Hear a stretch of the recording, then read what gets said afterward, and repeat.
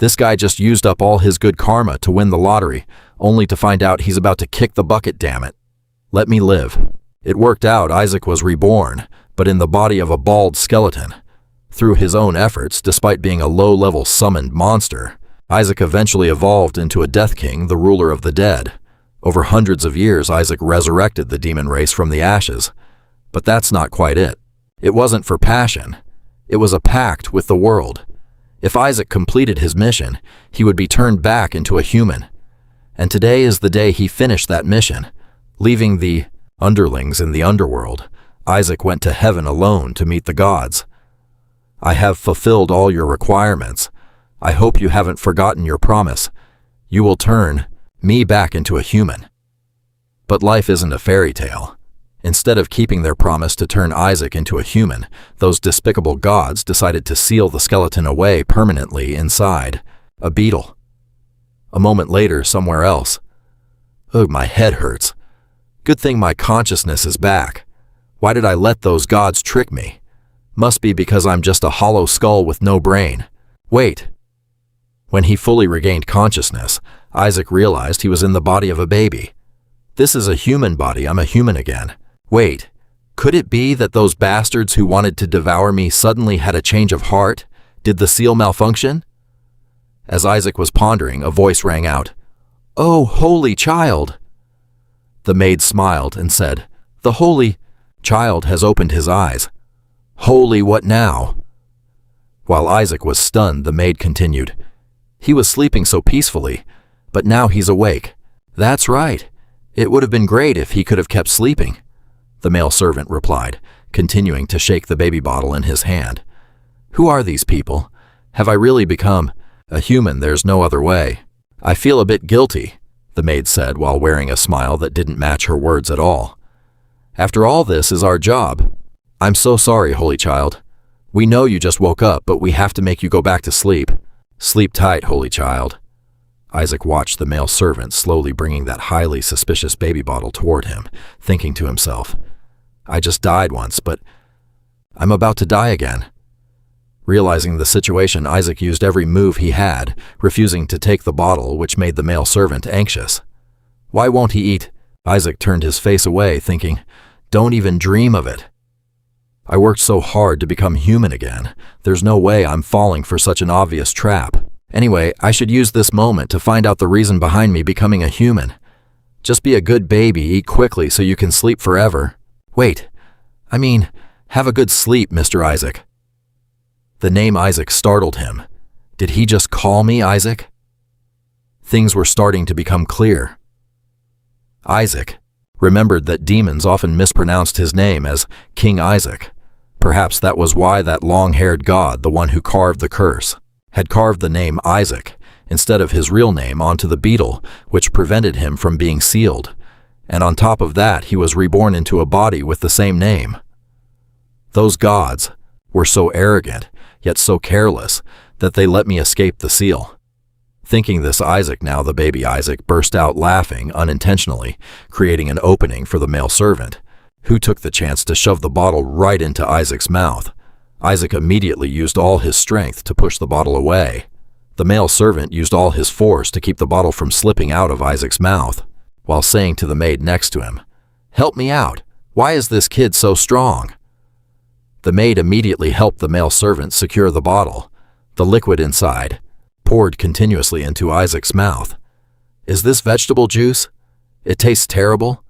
They want to murder me with this awful drink. I just became a human." A strange feeling was surging powerfully within his body. At the same time, at the central church of the holy nation of Helene, "By now, that kid should be taken care of, right?" Bishop Massa Barrett was smirking when a majestic voice rang out. "You're in a good mood, Bishop." Massa Barrett looked up to see Alexander Hekup Hela, the emperor of the holy nation of Helene, then bowed respectfully. "I pay my respects to the son of the holy nation." "Bishop, why are you here?" Alexander Hekup asked guardedly. "I am here to see the candidate for the position of holy child of the Joshua family. Whenever it concerns the holy child, our church cannot stand on the sidelines." Massa Barrett replied with a smile. Alexander Hekup looked at him with a meaningful gaze. "I see. Since it concerns the Holy Child, you came here personally, huh? But if you entrust the Holy Child candidate to the church and another incident happens, it will be very bad. Ha ha ha. What do you mean by that? Masa Barrett hadn't even finished his sentence when a frantic scream erupted from the Holy Child's room, drawing everyone's attention. Young master, young master! Masa Barrett, hearing the maid's panicked voice, smirked, then followed the Emperor to the Holy Child's room. Holy Child, what happened? The Emperor, while rudely pushing the door open and questioning the maid, replied, Young master, he's so adorable. The tense atmosphere was immediately replaced by joy. Look at that round belly. So cute. The young master is eating so well. Is this the legendary little angel? Look, he finished all 15 bottles of that terrible vegetable juice, while everyone was chattering away. Masa Barrett gritted his teeth and thought, impossible. He's still alive. How can he have eaten so much and not be affected by anything that wasn't just normal vegetable juice? Going back a few minutes, a strange feeling was surging powerfully within his body. Is this going to be another useless death? Wait. That was a type of lethal poison for priests because it could destroy their holy power. The effect isn't immediate, but if a certain amount is absorbed, it can be fatal. But this poison was created from the mana of the demon race. For me, someone who was once a demon king, this is good stuff. I can't believe they would give me such a wonderful gift. I love it. I won't waste this nutritious food. So after that, Isaac didn't avoid it, but actively took the bottle and gulped it down. Even after finishing, he would demand more, making the two servants confused. He's asking for more, right? I feel like I can understand what he wants now. The more he eats, the happier we are. And the poison? No, I mean the vegetable juice couldn't have worked that fast, could it? The male servant said, then happily grabbed another bottle for Isaac. Wonderful absorbing mana is still, that was amazing. Even though I don't know who tried to poison me, that person is truly top tier. All right, time to consider my next move.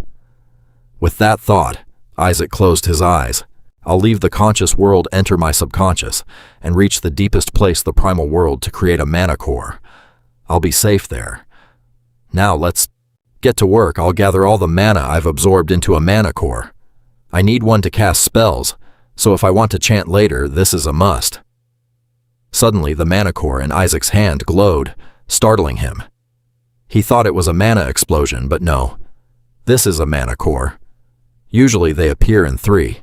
This is necessary, I muttered. The magic core in Ajax's hand suddenly began to glow, startling him. He thought it was a magical explosion, but it wasn't. It was just a standard magic core, the kind usually found in basic colors, but this one is white. The issue isn't the color. I haven't even gathered enough mana for a tiny core yet, so where did this massive amount of energy come from? It's way beyond my expectations. Just how many blessings were bestowed upon this fragile body? At this rate, I'll become a monster far more powerful than I ever imagined. Survival. A powerful will deeply carved into my soul named survival, an insane, desperate desire to live.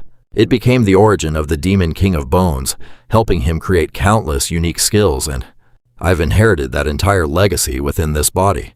While Isaac was creating his mana core in his subconscious, the two servants outside watched him lying motionless. One said, "He's really done for this time, right? Try checking on him." As soon as the servant finished speaking, Isaac suddenly raised a finger, signaling for another bottle, which made them want to cry, without making a sound. He's still alive, back to the present. Alexander Heckup breathed a sigh of relief when he saw Isaac was okay. So it was just a false alarm. Right, other than the near assassination, there's nothing to worry about here, Isaac thought to himself. Then he tilted his head and caught Masa Barrett's strange expression. What's this? What's with that look? Is he annoyed because I ate too much? No, this is bad. It'll be trouble if I'm suspected. I need to act clueless. He tried to put on his cutest smile. He's here, Isaac whispered to himself, then tilted his head, catching a strange expression on Masa's face. Wait, what's that? Why is he looking at me like that? Does he find me that much of an eyesore? He gave it his best shot with Mesa Barrett, but it only made the man's expression darken further. What is wrong with this brat? That amount of poison should have been enough to make him vomit blood and die, yet he still has the strength to mock me. A few days ago at the headquarters of the Cardinal Church Hiri Barrett, the head of the Barrett family poured himself a glass of deep. Does he really think he can laugh at me? A few days earlier at the headquarters of the Cardinal Church, the head of the Barrett family, Hiri Barrett poured himself a glass of red liquid, crimson liquid, and spoke. Whoever becomes the Holy Son will control the entire Holy Kingdom. Ridiculous. But no matter where I go, people keep insisting their children are the Holy Son. Behind him, Masa Barrett placed a hand on his chest and bowed respectfully. Please rest assured, my lord. Everywhere he went, people were dead certain his child was the saint candidate. Even the servants were doing it. Behind him, Masa Barrett placed a hand on his chest and bowed respectfully, saying, Please rest assured, my lord. We will definitely take good care of the Holy Son candidates. Hiri Barrett chuckled. Of course. But I've heard some unpleasant rumors that a Holy Son candidate is coming from the Joshua family, the family known as the Emperor's right-hand man. Hearing Hiri Barrett's strange tone, Masa Barrett broke out in a cold sweat. If it's them, we can't. Before he could finish, Hiri Barrett threw his glass of red liquid onto the rug at his feet and said, When you arrived. Hearing this, Hiri Barrett grew tense. Masa Barrett broke into a cold sweat and started, If it's them, then we cannot. Before he could even finish, Hiri slammed his glass of red liquid onto the rug near his feet and growled, When you get there, that child was already supposed to be dead. Your job is to confirm that fact. The rest I will handle. The Holy Son must come from the Barrett family.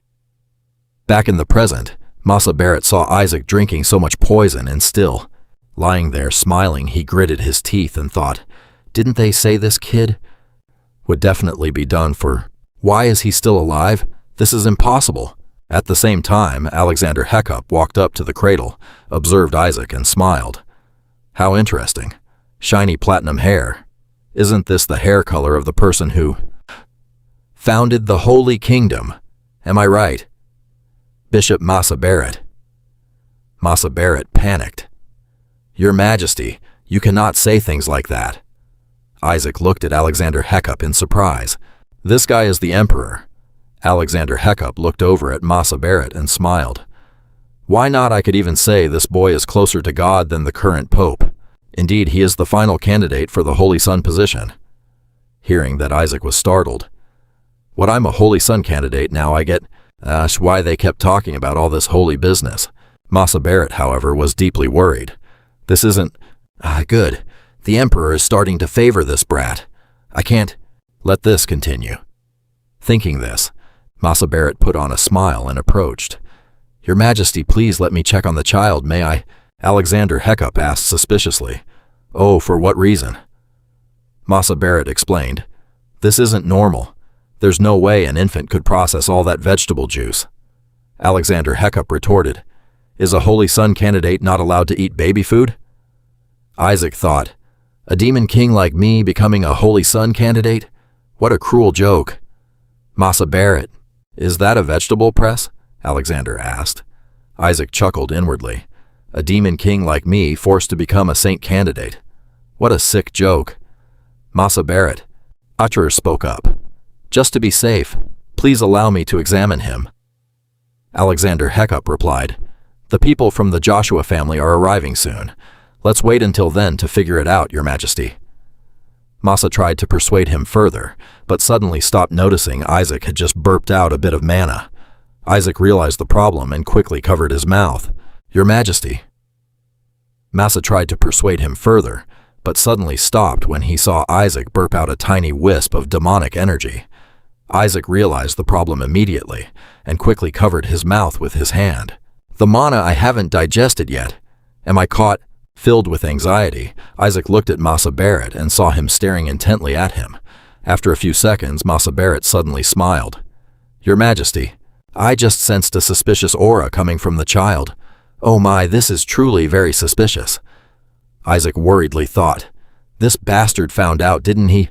Masa Barrett continued, this child. It could be a fake candidate possessing demonic power.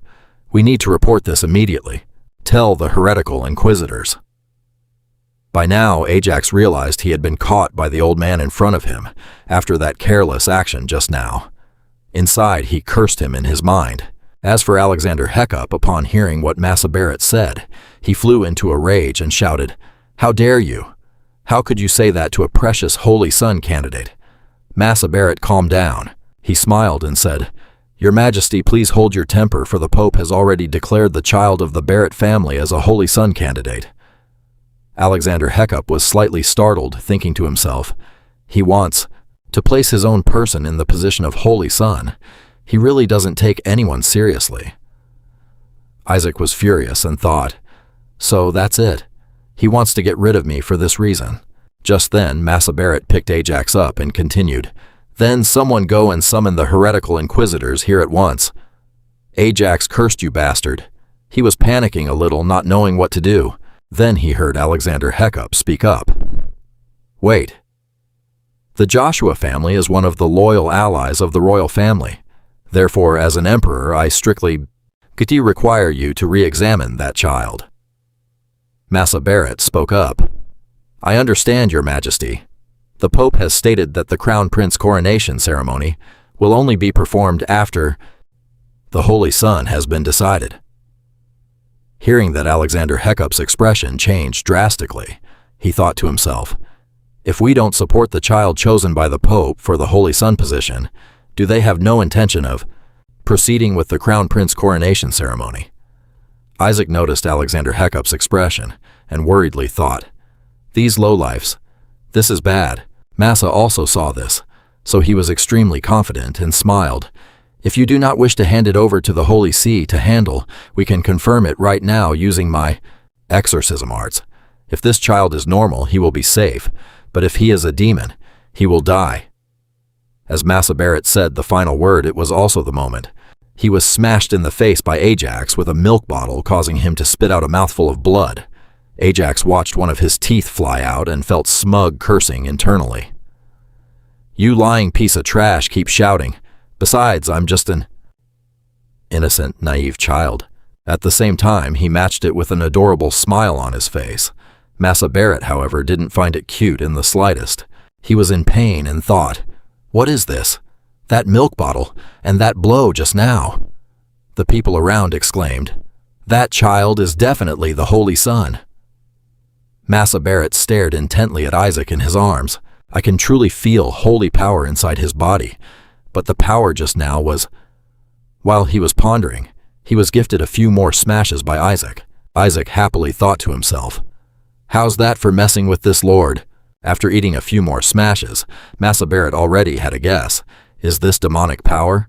The others realized it too, especially Alexander Heckup, whose face now wore a smile. Full of joy, he looked at the golden light emitted with every strike from Isaac.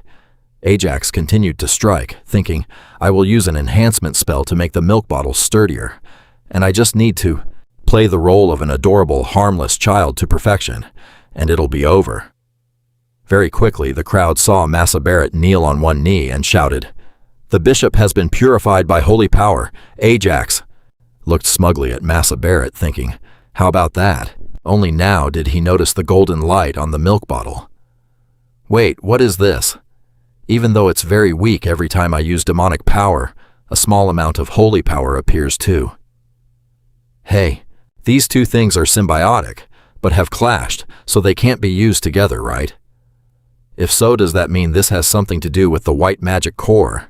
While thinking, Isaac suddenly noticed Massa Barrett snatch the milk bottle from his hand and throw it aside. Then he glared at Isaac and turned to say to Alexander Heckup, I swear to the heavens this brat is a heretic. We need to perform an exorcism immediately. Isaac sighed and thought, what a true piece of trash. Taking advantage of the moment he was still rambling without paying attention to him, Ajax slipped his hand into his chest pocket. I was forced to do this. It's not that I wanted to. But don't you have a very interesting toy in here too? A totem used to seal the corpse of a high-level demon. This object utilizes a characteristic of the demon race absorbing demonic power by eating the corpses of their own kind. This guy has always hidden this thing very carefully. to prevent being hunted by the demons. Isaac thought while simultaneously pulling out of Massa Barrett's chest pocket an arm emitting demonic aura wrapped in cloth and a string shaped like a cross wrapped on the outside. Massa Barrett was terrified when he saw this, but how could a newborn baby know about this? Just as this thought flashed through his mind, something that scared him. Even more happened. Isaac just threw the totem onto the floor and snapped his fingers, thinking, "Be safe, you bastard. Since you were so persistent in targeting me in return, I'll let you broaden your horizons a little. Try defeating this thing, you scumbag." Following Isaac's finger snap, the totem seemed to come to life. The bandage layers slowly unwrapped, and in an instant the arm erupted with a large amount of demonic aura. The people in the room felt this massive demonic aura. They all looked at the arm vigilantly.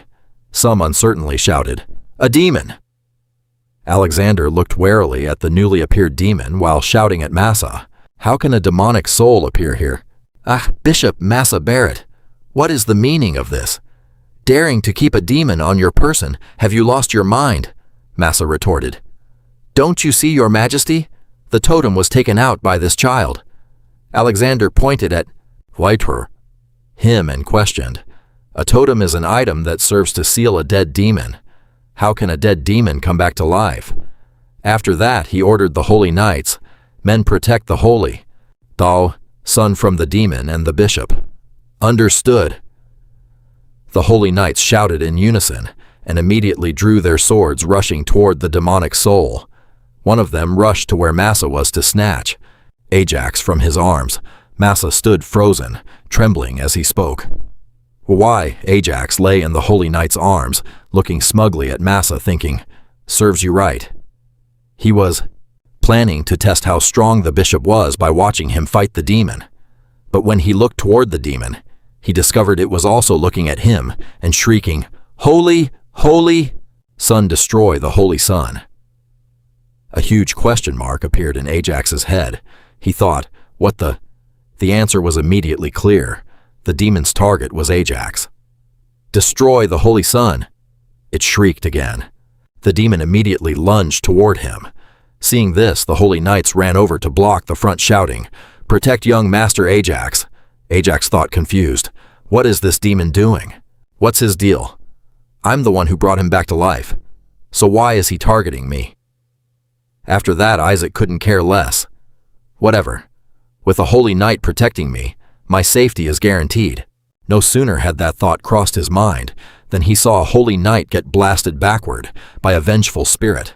Isaac immediately cast a suspicious glare at the holy knight lying on the ground, thinking, are these guys actually holy knights? Seriously. Meanwhile, the vengeful spirit had already knocked aside the other knights and was charging straight toward Ajax. "Wipe out the saint candidate, rescue the demon king!" the spirit shrieked.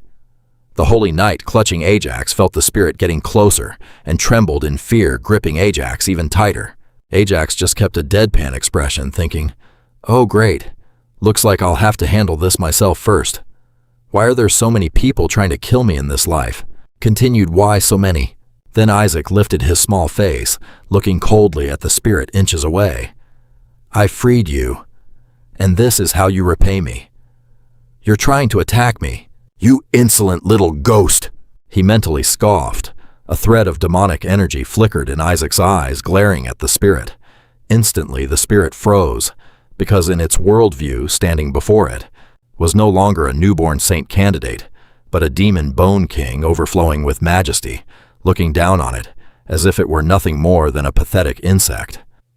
A second later, from Ajax's body, a divine golden light suddenly erupted, illuminating the entire room.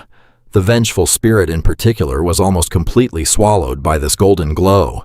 The spirit began to shriek in terror. While everyone else was stunned, staring at Ajax and paying it no mind, it scrambled out the door like a gust of wind. A holy knight saw this and yelled, "The ghost! The ghost is trying to escape!" But no one cared. Their eyes were fixed entirely on Ajax, who was radiating that divine golden light. That holy power! It's definitely holy power, right? Master Isaac has defeated a high-level demon. How extraordinary at such a young age. He truly lives up to his name as our young master. Isaac looked at his own hands, which were still emitting wisps of golden light, lost in thought. What is this? What is this exactly? Is it really holy power? What the hell is going on? My magic power is completely drained. Unbelievable. And this strange body, is it converting my magic power into holy power? Wait a minute, if that's the case, how am I supposed to recover magic? The mana in this holy nation is already scarce enough. Meanwhile, Masa had been pinned down by the holy knights. Even so, he continued to struggle, shouting, "Let me go, you idiots! That brat is a heretic using demonic magic. A demon dared to set foot in the holy nation. Your Majesty, please let me prove it. I will use an exorcism ritual to show everyone his true colors." Alexander roared. "Enough, Bishop, you dare slander an innocent saint candidate as a heretic. You even unleashed a high-level demon right in front of the holy knights, even if you are a follower of the Pope. Don't expect me to let this slide easily." Hearing this, Masa's face turned ash gray. He knew exactly how disastrous his fate would be. The seed of doubt had been planted. Sooner or later, the spies planted here would be caught. If that happened, it would be a massive blow to the Pope's power. Even if it cost him his life, he had to find a way to save his family. If that was the case, then he at least had to eliminate this saint candidate. Thinking this, Masa gritted his teeth and secretly traced a magic circle behind his back. Once the formation was complete, a lion-like beast was summoned and lunged at Ajax. The item has finally shown its true colors. Does he really think he can take me out with such a pathetic attack? Isaac thought. He was just about to use his magic to deal with the beast when he remembered he had completely run out of magic. Seeing the beast drawing closer and closer, Ajax suddenly spotted a magical attack flying from the doorway, hitting the beast in the blink of an eye, taking it down. A young man, followed by a group of people, stepped into the room and announced, "Who dares to lay a finger on a child of the Joshua family?" The person who arrived was the seventh son of the Joshua family, Riley Joshua. The holy knights in the room saw Riley and exclaimed, "It's the Southern Knights. The Joshua Knights are here." At this, Riley pointed at Masa, who was kneeling on the ground, and commanded, "Seize this bishop immediately." "Understood." The holy knights following, Riley shouted, immediately executing the order. Masa struggled, screaming, "Let me go, you Joshua hounds! How dare you touch me with those filthy hands?" "Whoa," Isaac thought, rubbing his chin like an old man. "Wait, Joshua. I feel like I've heard this name somewhere before." As he was trying to recall, Riley spoke up again. "Show your respects now." Hearing this, the holy knights following Riley all knelt down before Ajax simultaneously and shouted, "It is an honor to meet the young master of the Joshua family." Seeing this, Isaac was stunned, thinking, look at their discipline. It's even better than... Even the royal knights led by Riley stepped forward. Isaac laughed and apologized. "I'm sorry for being late. Even though I can't fully make up for the mistake earlier, I've brought a small gift." As Riley spoke, she leaned over and gestured toward one of the holy knights. Isaac followed her gaze and saw the knight reach into his chest armor. He pulled out something that glimmered with light. Isaac couldn't help but feel curious, thinking to himself, "Oh, is it gold? Or maybe a bag of gold?" A second later, the object was presented. Wow, by that holy knight right in front of Isaac. This is a figurine of the skeleton king being executed. As the knight spoke, he pulled out several more and added, "There's also one of him, a being burned alive, and another where he's being crushed by the saintess." With each figurine revealed, Isaac's face grew more blank, but the people around him had a completely different look. "Our young master is so adorable. He's too cute. Oh my God, look at how much he loves it. He's so happy he's actually crying." Isaac was completely stunned. Worried about his future, he thought to himself, "How am I supposed to survive in a family full of lunatics like this? Wait, Joshua? I remember now. They're the group of saintesses who tried to defeat me." He thought back, and now, in his mind, "I am Sojoso, the 45th generation saintess. I am the 61st generation Holy Son. You don't have the status to know my name." Thinking back to this, Isaac felt a headache coming on. All of them come from the Joshua family. Damn it all, I was born not only with the status of a holy son, but also into a holy clan. What terrible sins did I commit in my past life to deserve this punishment? While he was busy lamenting his fate, Masa was still struggling. "You Joshua bastards, that kid is definitely a heretic. Where did you pick that brat up from? I will expose your true colors on my—" "You scum, how dare you cover for a monster? Has the Joshua family rotted to this extent? I will definitely cleanse this entire Joshua family in the name of God." Riley drew her sword and slashed across Mesa's neck, creating a small wound that forced him to shut his mouth. Then she said coldly, "Be grateful. It's only because of the Joshua family's tolerance that you haven't been beheaded yet." Isaac thought to himself, "Oh, this person seems pretty useful. That attack to shut the bishop's filthy mouth just now was really great. I wonder if he plans to use this reason, yet to confront the Holy See." Then he looked at the holy knights surrounding him. "Young master, you've suffered through so much injustice. You only need to see good things and hear good. Things okay." Hearing them speak and seeing their attitude toward him, Isaac could only sigh in frustration. What a bunch of fools. I actually miss the Blue Knights of the Joshua house. They were the real strongmen. Among my old subordinates, there seemed to be someone obsessed with the color blue. Just then, Alexander spoke up. "This time, I've bothered you all again. By the way, Riley, could you inform your family head that the royal family would like to take custody of your young master?" Riley looked at Alexander and asked, "Your Majesty, you must be joking, right?" Isaac was surprised and thought, "What the Dassault royal family is offering to adopt me?" Alexander continued, "The whole world is targeting your young master. You surely know this better than anyone. I don't deny the power of the Joshua family. But is that enough to protect this child? Especially since the Pope is very displeased with your young master. One of the main reasons is that the child's hair color is very similar to the founder of the Holy Kingdom. Maybe even the Skeleton King is targeting that child." Isaac thought, "No way. I am the Skeleton King. How could I target myself?" After a moment of contemplation, Riley spoke. "With all due respect, Your Majesty, this child carries the blood of the Joshua family. Therefore, we will raise him at any cost.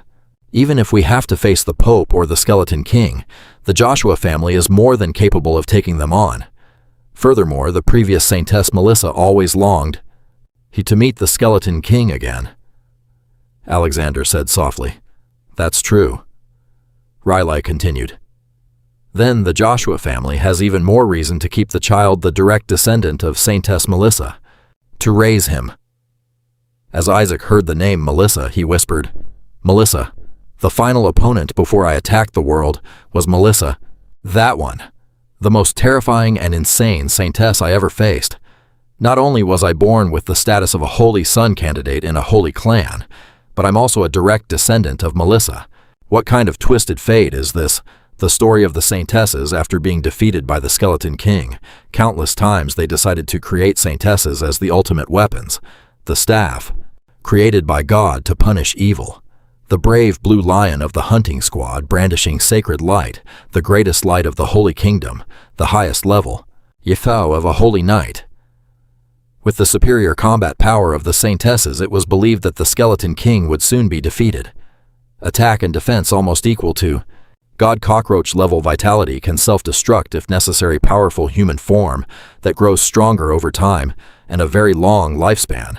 However, the Skeleton King is truly cruel. Isaac thought to himself, "I never killed a single saintess, because if I did, it would be self-defeating. Killing a saintess would cause all their holy power to return to God, which allowed the gods to create an even stronger version of the saintess. But that final saintess Melissa was incredibly strong, and now she's my ancestor too." Riley, with a look of worship, continued to speak. "She lived her whole life just to witness the destruction of the Skeleton King. The Joshua family is the place that produces the saints, with the mission to eradicate everything that dares to oppose the gods. God is certain that the Joshua family has the ability to protect this child. Alexander frowned and pondered. A holy knight suddenly spoke. That's right. Do you know how many saintesses died at the hands of the Skeleton King? Oh, come on, Isaac cried out, feeling wronged.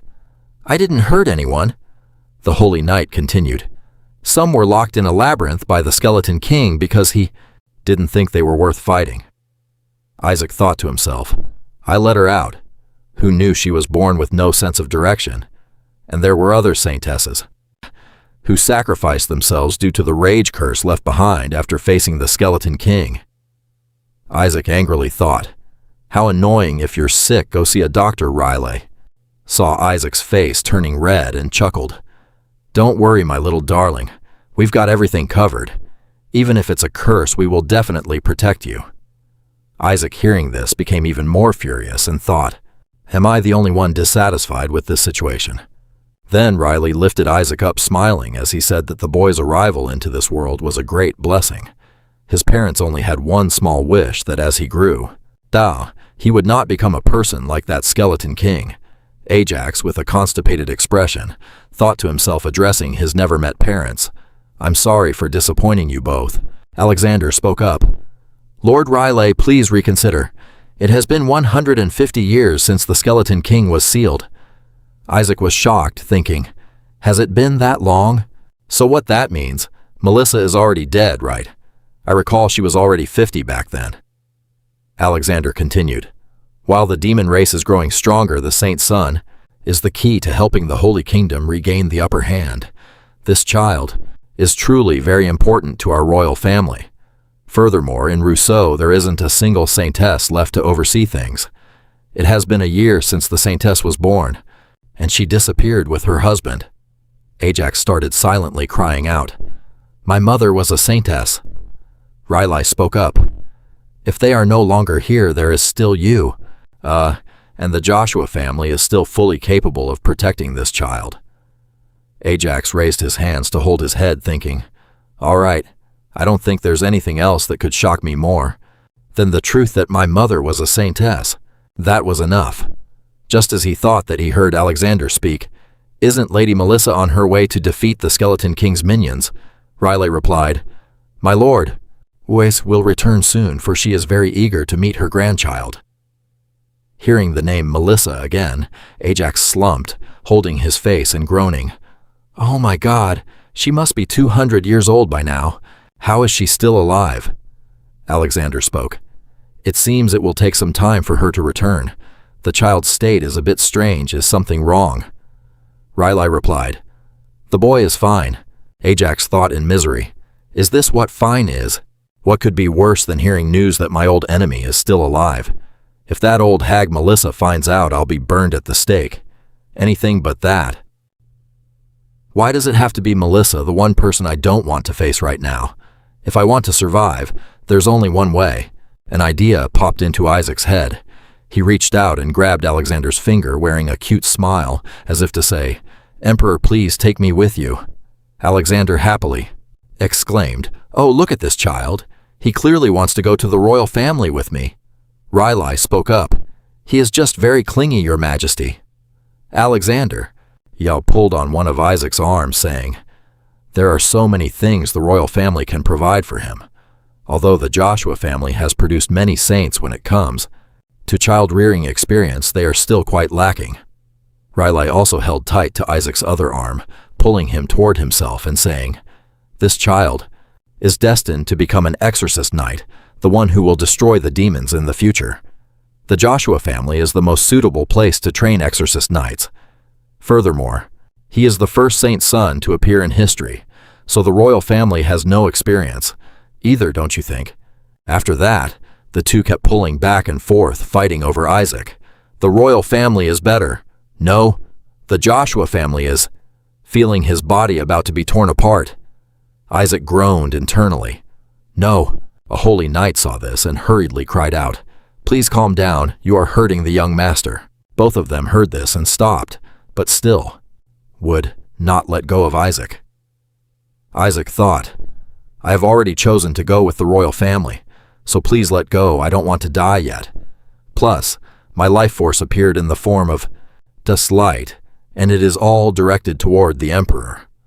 That means I have a higher survival rate if I go with the Emperor. I cannot lose this chance. Simultaneously, the arm Alexander was holding onto started to glow with a blinding golden light. Alexander smiled and said, "That is a wise choice. Saint Son." A second later, Isaac was surprised and whispered, "This is—" That night, in a secluded spot, Mesa knelt on the ground before a group of cloaked figures. He cried out, "It's an absolute misunderstanding. It clearly used magical power. I am certain that the child is a descendant of the Demon King." The person at the head of the cloaked figures spoke, "Saint Power. Bestowed by the gods, can such a thing be used by a lowly demon?" Through the moonlight, it could be seen that the speaker was none other than Hirai. At the same time, behind Hirai, another cloaked person suddenly drew a sword and moved toward the kneeling Masa. Masa saw this and cried out in fear. "It was definitely magical power, my lord. How could someone like me mistake Saint Power for magical power?" Hirai said, "At the Holy See, we despise the words you just spoke, Cardinal Masa." He only managed to say those 3 words before his head was severed by a single slash. Hirai coldly looked at Mesa's headless corpse and continued, "And they are blasphemous to the gods."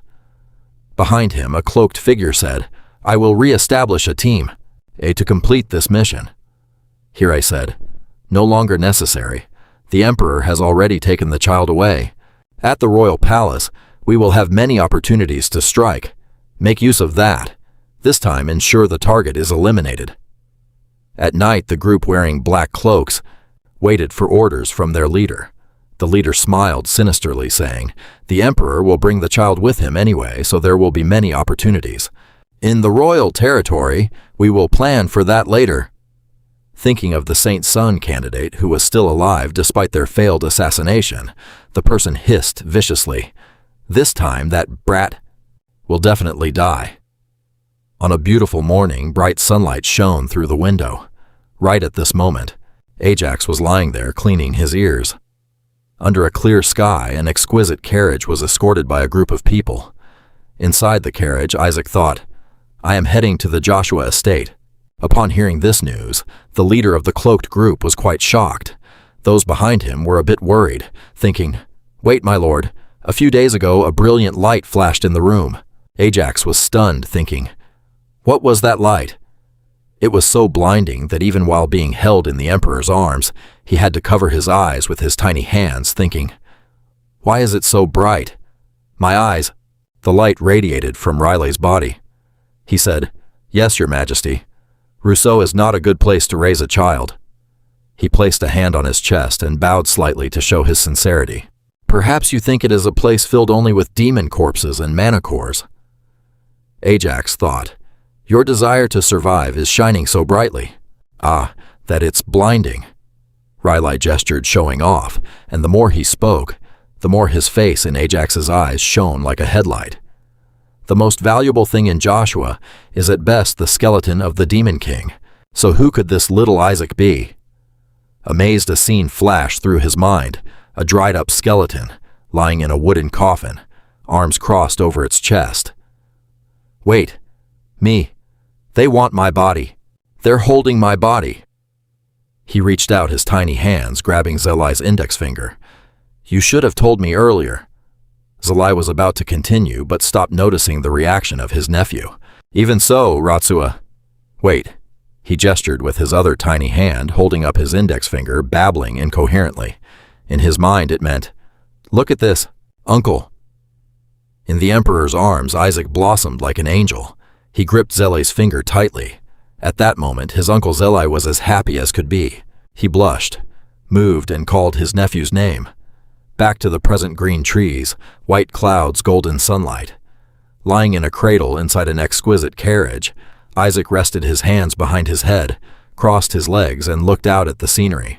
As the carriage rolled past the window, he thought, "Even though I was ripped out of the royal family and sent to the military if I want to get my body back, I have no other choice." He missed his dried-up body overflowing with mana. He whispered to himself, "That body where I tempered my mana to the level of the gods. If I can get it back, level 10 won't mean a damn thing." He remembered, the face of Zalai shining like the light of truth and piercing his heart back then. Isaac analyzed. Moreover, that was the first time I saw the spark of a will to survive, shining so brightly.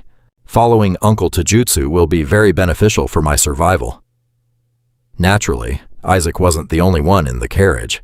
Beside his cradle was Zalai, and sitting opposite them was a commander. "From the Blue Knights," he asked. "Why is the Pope's force pursuing young Master Isaac?" Hearing that question, the little boy curious crawled up to listen. "I'm curious too. Why are they in such a panic?" he thought. Zalai looked at his meddlesome nephew beside him and explained, "Because we received a prophecy from the gods. They said a saint will become the child of the gods." Isaac was startled. The commander continued, "So you mean he will be the next pope?" Zalai replied, "Exactly. That's why the Barrett family wants to have a saint." Hearing them talk, Isaac's face darkened. He frowned and muttered, "What kind of weird development is this? The Pope is the strongest priest capable of using level 10 holy magic. He is no different from a king to all priests and holy knights in the Holy Kingdom. He is a figure with power nearly equal to the Emperor." Isaac analyzed. For thousands of years, Barrett has produced the popes, so they are going crazy at the thought of a saint taking that away from them.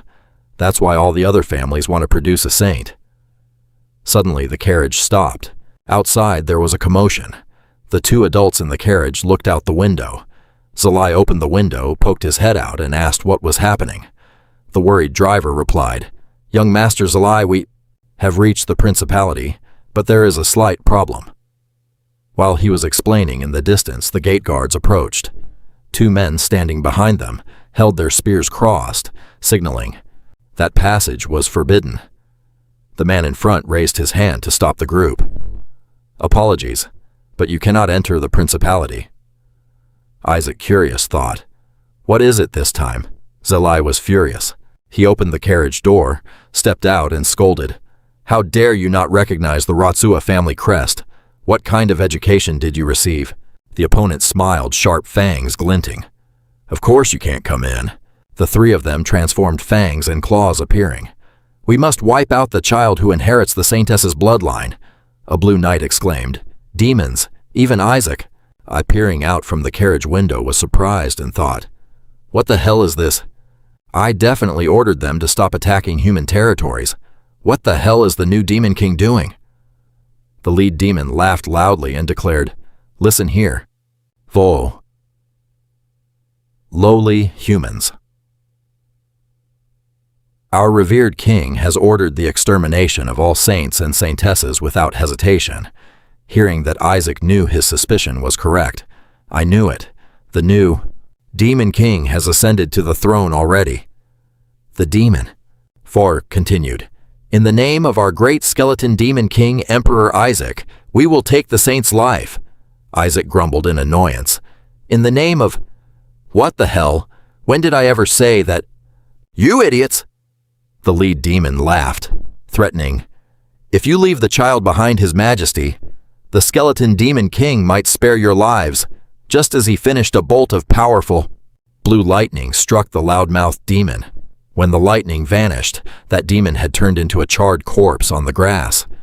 The remaining two demons shouted in fear, "That pathetic holy knight!" The holy knight gritted his teeth. "You dare speak those words to an exorcist of the Ratsua family? I see you lot are tired of living." Zalai pointed his sword toward the two demons blocking the gate. "Listen here." He pulled his sword to his chest and recited the oath to protect all the small things in this world, holding his sword horizontally with both hands, the tip pointing straight to the sky. Not only Zalai, but the entire Blue Knight squadron behind him did the same. They said in unison, "The Ratsua family will wipe out all evil. We will chase you to the ends of hell to eradicate your kind." Zalai let out a mocking laugh. "I can't believe that skeleton king. That evil creature actually sent subordinates to steal his own body." This remark seemed to provoke the demons. They immediately rushed forward to attack. "Lowly human, how dare you!" One of them lunged forward and shouted, "Blaspheming the Demon King Isaac, for the resurrection of His Majesty Isaac." At that moment, the commander of the Blue Knights scooped Isaac out of the carriage. As soon as he was out, the carriage was blown up. He dashed away like the wind. "Forgive me, young master." Being carried away, Isaac didn't understand what was happening. He was curious. What's going on? Is someone impersonating? After retreating a safe distance, he stopped. He placed Isaac on the ground. "Please wait here, my lord." He created a blue protective barrier around the boy. He said, "I'll be right back." Isaac was surprised. A protective barrier. He reached out and touched the barrier. Even a high-level demon couldn't. They'll break through this. It's truly powerful. He happily analyzed. Since nothing can enter from the outside, it means nothing from the inside can get out. Isaac closed his eyes. In that case, activate will to survive. Release magic. He calmly sat cross-legged, closed his eyes, and controlled the mana. "Answer my call, you who were created. From magic, but possess intelligence." He whispered, "Observer." As soon as the observer appeared, it flew over like an excited puppy nuzzling into its master's lap. "My master, my creator." Isaac spoke, to it through mental sensation. Yeah, I know. It's been a long time. Quiet down or you'll get us caught." It calmed down. "I thought I would never see your face. Your great face again." Isaac also sighed. "I thought I was done for too." Watching the phantom happy as a child, Isaac thought to himself, "It's been a while."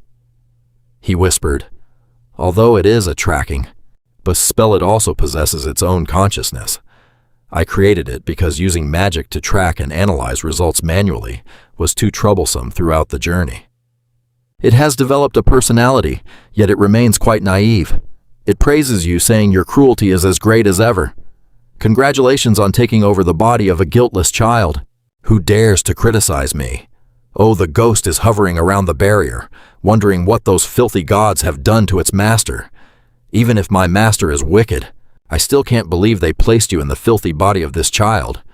Isaac, annoyed, says, "Enough. Go find the enemies." The ghost obeys and takes off. Its magic power begins to flood the air. "Now I will scan within a radius of 100 meters. After the scan, it looks at the battlefield between the demons and the Blue Knights. The ghost reports, "There are 88 enemies. They are all monsters. Those like them will never compare to you, my great master." Isaac is startled. Are they crazy and wait 88? Are they trying to start a war or something? Thinking about how there will be more guards, he feels troubled. It will be very annoying if the security in the territory becomes stronger. Calling subordinates will also be harder. Damn it, it's already this bad. I have to finish it before I'm caught by the Joshua family. Inside the barrier, he bows his head, making a firm resolution. Even if I have to use up all my stored mana, I must do it myself. The ghost sees this and wonders. It notices the situation on the battlefield and continues to report. There are currently 51 enemies. It seems a bit surprised. The number of enemies is decreasing rapidly. Now there are only 31. Isaac is stunned. What suddenly? The ghost reports. Now there are 13. On the battlefield, the Blue Knights are fighting while staying alert. One reports, "Young master, something is coming." Riley immediately orders the whole army. Form a defensive line. The remaining demons are not many. The ghost says, "Only 4 left." The demons look up. "Finally, it's here, brothers." A demon feels excited. "Let's do it together.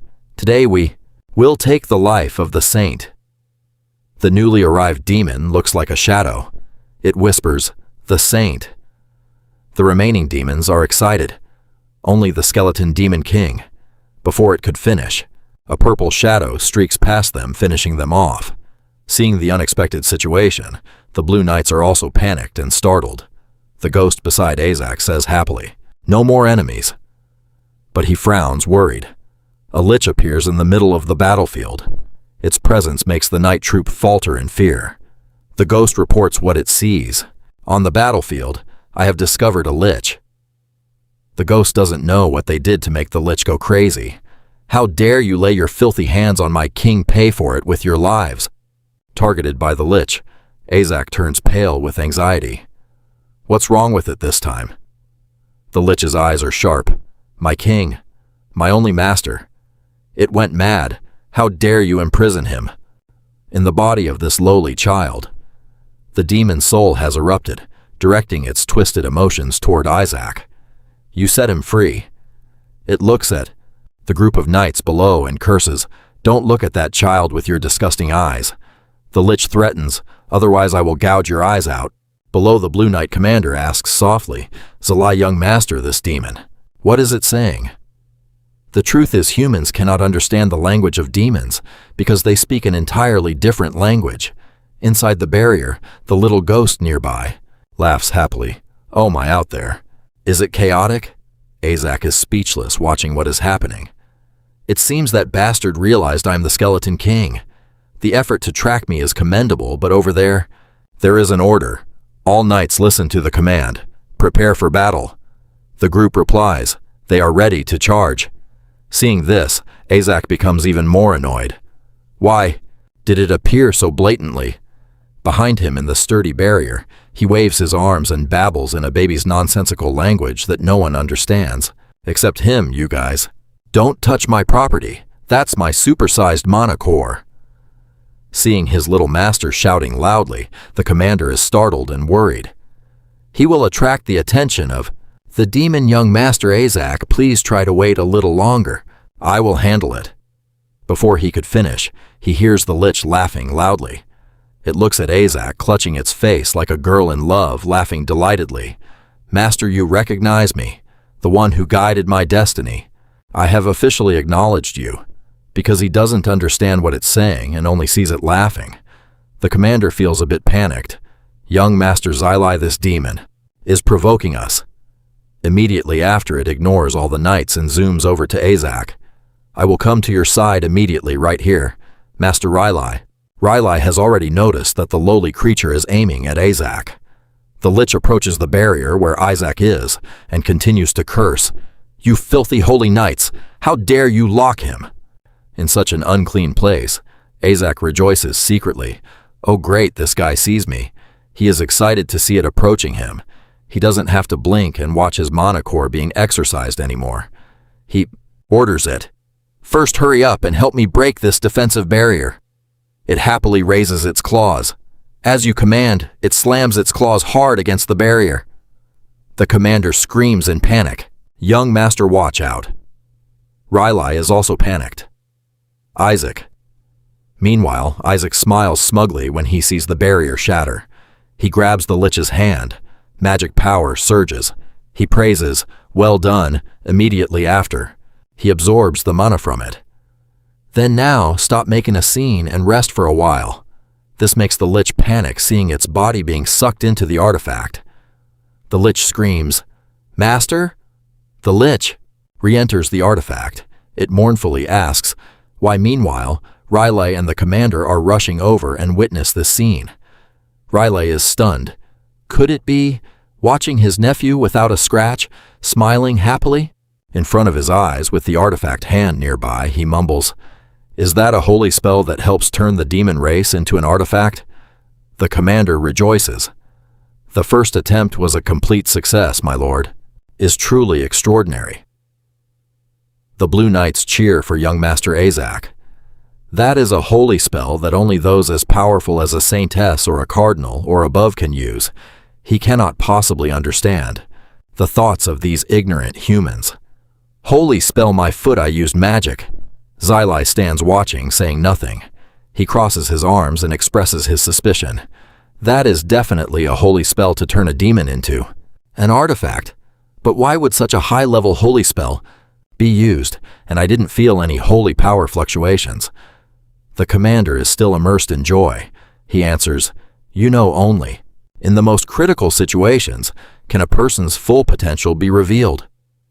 Recalling the scene of the Lich breaking the barrier, he analyzes, That demon must have targeted the young master.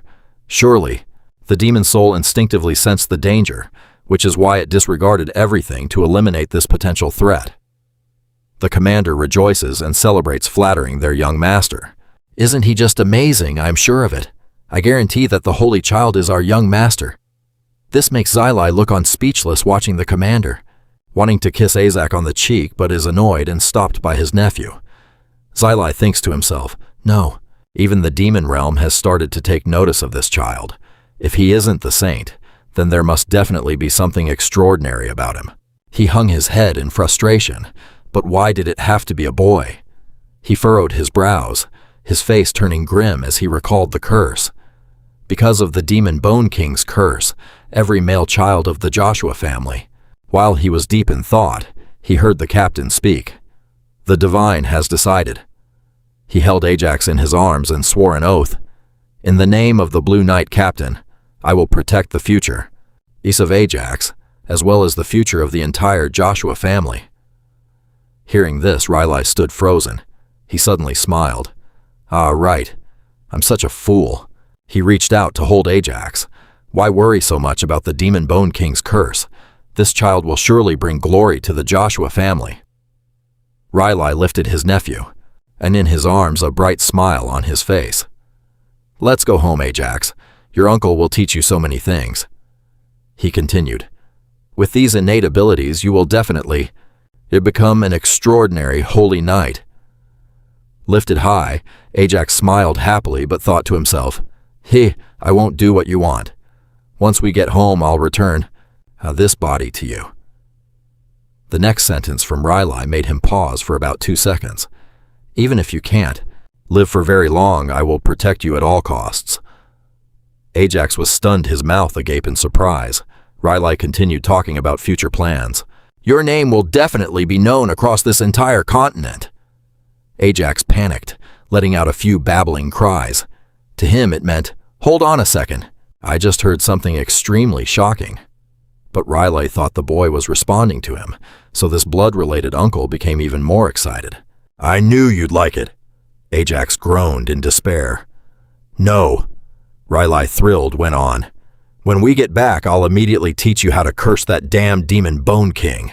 Hearing that, the boy's face darkened. "You damn bastard. Who exactly were you just scolding?" Finally, they arrived at the Joshua Duke's estate. It was an incredibly vast place with gardens, grand decorations, gold-plated sculptures, and huge pavilions. Looking out the carriage window, Ajax was secretly awestruck, but also maddeningly jealous. "You bastards of the Joshua family! While us demon clans are being tortured by you lot in every way, you can still live so extravagantly. How much is all this worth?" Remembering the starving demon kids begging for food every day, Ajax wanted to cry. "Damn capitalists. While I'm struggling to find scraps to feed the kids," the Shadow Spirit Observer spoke up. Master, this place is on a completely different level than our pathetic hovel. Just selling off a few of those sculptures would be enough for us to buy 10 Demon King castles." Ajax gritted his teeth. "I know. You don't need to remind me." As he was looking around, his uncle Riley picked him up and introduced, "This is the Joshua family estate, Ajax. This is where the exorcisms and demon slayings begin."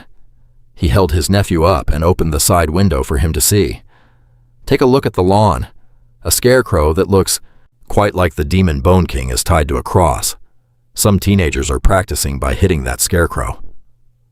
In Ajax's ear, Riley's voice echoed, "When you grow up, you'll be like those kids." The kids were holding sticks and hitting the scarecrow, cursing, "Die, Demon Bone King." The kids looked quite deranged. Every strike was accompanied by a curse. "Demon Bone King, get torn to pieces. I curse you, you piece of garbage. Dismember you. That's not enough. Demon Bone King." The curses still echoed in his ears. Die. In the carriage, Riley was happily laughing. Ajax looked on his head, throbbing. "What have you people stuffed into these children's heads? Is this a fanatical cult?" Then he calmed himself. "It's fine. I'll just make a plan." He smiled.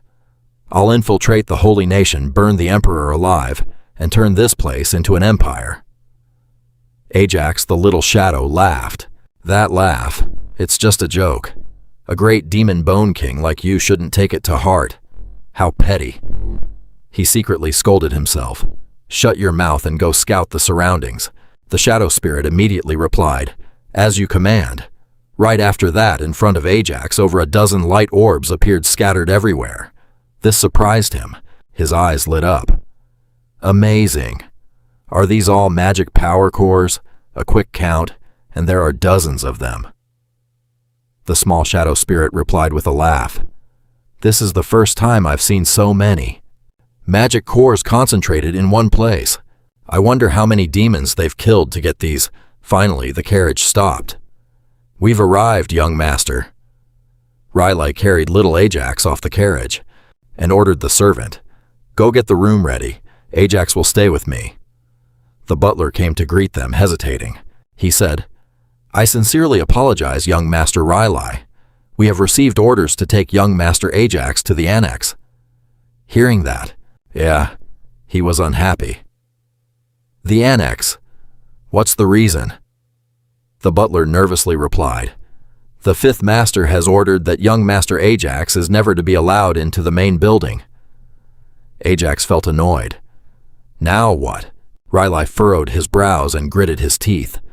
Does he want to send Ajax to that godforsaken cursed place? Ajax also frowned, thinking, this family is a mess. I knew it.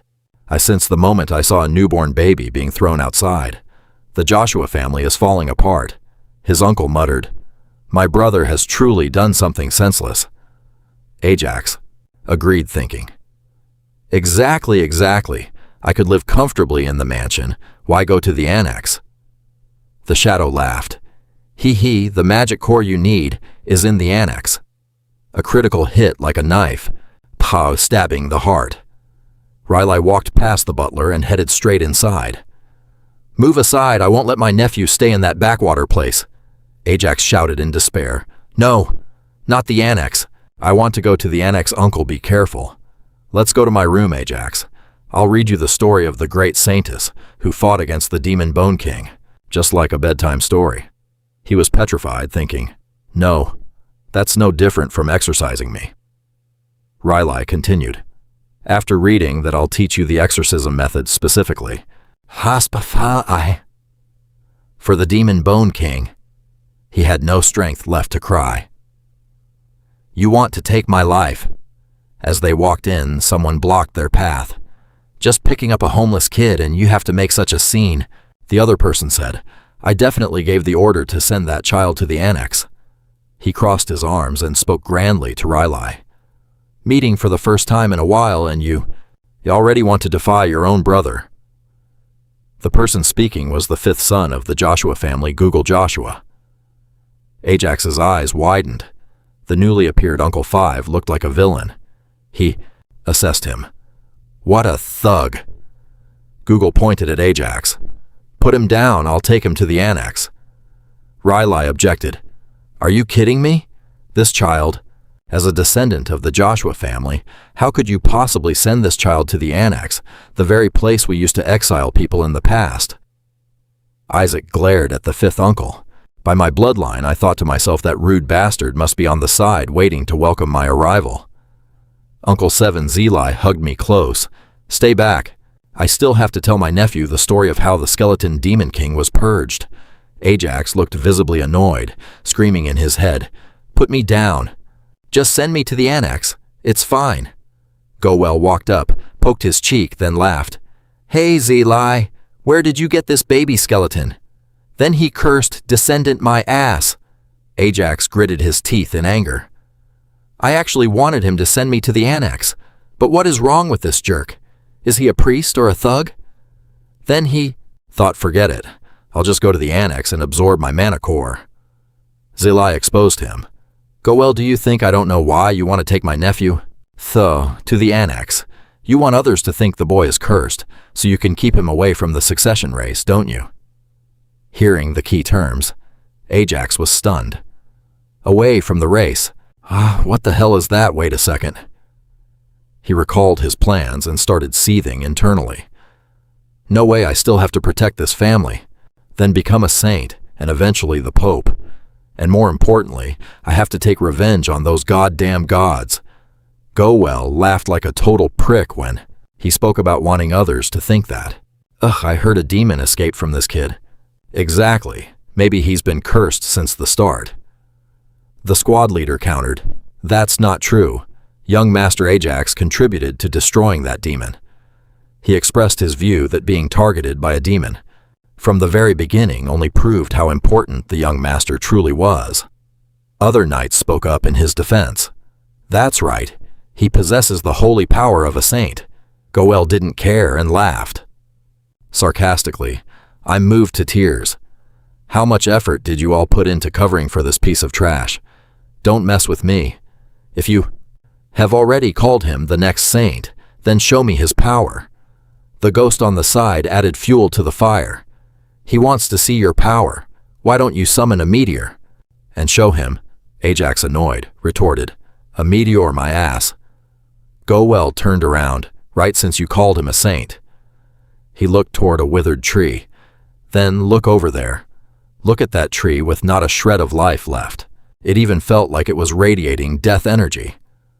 Goel challenged. A symbol of our family, right? Why not ask him to revive that thing the head of the family loves so much? He pointed at the tree and smiled wickedly. That holy tree died because of the dark mana of the nobles. If he has all the qualifications to be a saint, then at the very least he should be able to revive that tree, right? He sneered. Of course, only if he is truly the saint you say he is.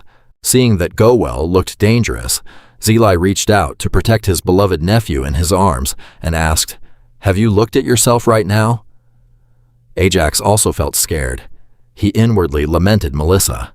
You were great at fighting, but how come your descendants are like a bunch of bandits? He silently judged the eldest son as missing. The fifth son is a jerk.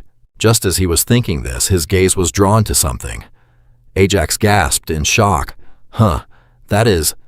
The ghost smiled broadly. What? What is it? He reached out and grabbed the ghost. What are you still thinking about? Just as it was eavesdropping, it got its head grabbed. The ghost cried out in surprise. Huh? Ajax threw it and ordered, Go there and get it all for me. The ghost hadn't even understood what was happening before being thrown away. It panicked. Wait! Back at the old spot, Zeli was still arguing with Goel. A tree that has been dead for 70 years, and you expect a child who doesn't even know how to talk. Suddenly, a rustling sound rang out. Zeli was startled. Goel turned back and lost his composure. Zeli couldn't believe his eyes. What the hell? The holy tree. The tree before their eyes was no longer the withered tree, full of death energy. It had revived, lush and green. Seeing the tree vibrant and green, he rejoiced. It really revived. Goel was stunned. Even when using purification and restoration magic, it just kept dying away. He couldn't believe his eyes. What on earth is going on? Satisfied with the other party's shock, Ajax smiled, thinking, It's nothing, really. He stroked his chin and praised himself. There was a bit of dark mana near the tree roots, so I sucked it all up. The ghost returned to his side and panted exhausted. I've absorbed all the mana there, I'm so full, boss. The squad leader stammered. See, Sir Zeli, why did that tree... What did you do? Zeli replied, I didn't do anything. The squad leader looked away. Then it must have been the one sitting in my seventh uncle's arms. Isaac sighed, murmuring words no one understood but him and the ghost. All of it was mana. What a waste. The ghost asked, What now, do you want me to throw it all back up? The squad leader shouted happily. So it was Sir Isaac who did it. And right after that, the knights began to cheer, making him jump. In the midst of the excited cheering, only Goel didn't believe. Seeing that the plan didn't go his way, he argued, This is insane. Since forever, no one in this family, Asinaata, has been able to save that tree. How could this brat do anything? He made excuses. Someone must have helped him. Meanwhile, the knights were tossing him up like a hero, competing to praise him, as expected of young Master Isaac. On this side, the cunning Goel thought right. It must be Zeli. First the exorcism, now the purification. As he thought of something, he clenched his fists, his whole body shaking. You did it, didn't you? Zeli didn't understand what he meant. What do you mean, Go? Well lost it, grabbing Zeli by the collar and roaring, "You must have received help from a saintess, and then you made it look like that piece of trash kid did it right." Zeli grabbed his hands, trying to pry them off. "What on earth are you talking about?" Gowell seemed to have lost control of his behavior. He continued shouting, "Stop those petty tricks of yours. How could I have possibly met that missing saintess?" The group of knights stopped cheering and worriedly looked at the two. Ajax was bored with this chaotic scene. He thought to himself, "Melissa, you should have focused on managing your family instead of killing demons. Your family is a mess." Looking at the twisted face of his fifth uncle, he inwardly evaluated him. Even so, this person called brother doesn't look like Melissa at all. Actually, if someone said Zeli was Melissa in disguise, that would be easier to believe. The gossiping ghost. What about the second brother? A thought popped into Ajax's head. "I think he looks even more like that bastard Pope." Gowell shouted, "Don't you dare play dumb anymore. Do you think I don't know you brought this kid back to make him the next candidate for saint? I can't believe you'd use such dirty tactics while the family... You really should focus on managing your own family instead of hunting demons." "Your household is a total disaster," Riley thought to himself, looking at Uncle Nam's twisted expression. Judging by his appearance, this guy they call brother looks nothing like Melissa. Honestly, it would be easier to believe Zela was Melissa in disguise, the gossiping ghost. What about the stepbrother? A thought popped into Ajax's head. "I think he looks even more like that bastard Pope." Google shouted out loud, "Don't even try to play dumb. Do you think I don't know why you brought this kid back? You want him to be the next candidate for saint, don't you? I can't believe you'd resort to such dirty tricks while the family... So there's already a candidate for the Saint. Isaac wondered, curious. Are there still other candidates within this family? The ghost chuckled. And this rude jerk even wants that other candidate to win. Looks like you'll have to compete with them, though you don't seem bothered at all. Oh, Isaac smirked. You don't think that guy would be just as cruel if... Are you supporting him? The ghost mused. Defeating him would be fun, I suppose. Relai couldn't take it anymore and challenged. So what, are we just going to leave the kid alone? He's our nephew and the eldest brother's son. He has every right to lead this family. Gowl scoffed. Nonsense. The eldest brother, he ran away when the family was in danger. Gowl went berserk. You still want to bring up that guy. You only just told us that this brat even existed. In the distance, Isaac remained indifferent to the reasons for his mistreatment. So that's why I'm treated so poorly, he thought. The ghost advised, You can't just talk about your own life so indifferently. Gowl smirked. But this brat is still the saint's son, right? He's probably just a half-breed we dragged in from outside. Even so, she's still the saint. The words that followed from Gowl's mouth were worth a punch, but he continued, We can't be sure he's even the eldest brother's son, right? I guess his face looks okay since he resembles that woman. He kept pushing Relai's limits. If it's profitable for the family, I think we could sell him off to maintain the bloodline. Hearing this, Relai didn't hesitate to punch him square in the face. Gowl trembled, shouting, Are you crazy? Did you just hit me? Relai didn't back down. You think you can get away with saying such nonsense? The knights were pale with fear, while Isaac happily thought, Right. That's what family is for, exchanging some martial arts tips once in a while. Thanks to that, he'd gathered some useful information, seeing Relai unilaterally beating Gowl. Into a pulp, the knights rushed in to stop them, pulling Relai back. Sir, you can't do that. Someone shouted, Stop them. Isaac thought indifferently. The more chaotic the family is, the easier it'll be for me to take it over. He flashed an evil smile. With the garbled language of a baby, he thought, This wretched family is already falling apart.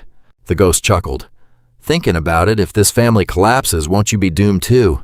Has your brain shriveled up along with your body? Isaac shouted, Shut up. After the chaos, everyone finally entered the lavish mansion. Isaac was placed on the table, pouting with a sour expression, not looking very happy. He thought, So annoying. Around the long conference table, family members were gathered, whispering, Another brat. What are we supposed to do with this one? Seeing this, Isaac sighed to himself. Not a single person in this crazy family is sane. Looks like they really know how to treat a successor, huh? The whispers continued. Because we took in and raised that country bumpkin to become the saint.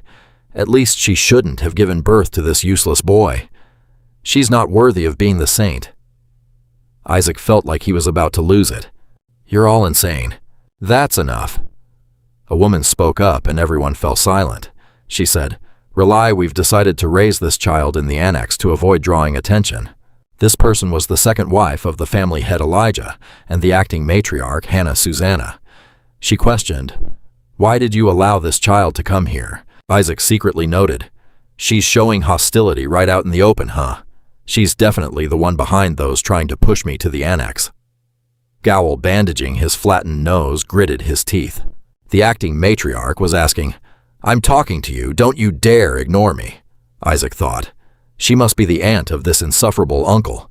Rely didn't answer her question, but asked back, Isn't father here? Lady Hannah replied, He's out of town. I have to admit the whole thing about this saint candidate is a mess. Rely sighed. Too bad I've got some big news. He should be told that the eldest grandson of this family, Isaac, has revived the sacred tree. The news caused Lady Hannah and Gowl to jump up in shock. Gowl slammed the table, retorting, That's just a coincidence. How could this brat possibly do that? It must be that the Joshua family's prayers just came true. An elder spoke up. I think so too.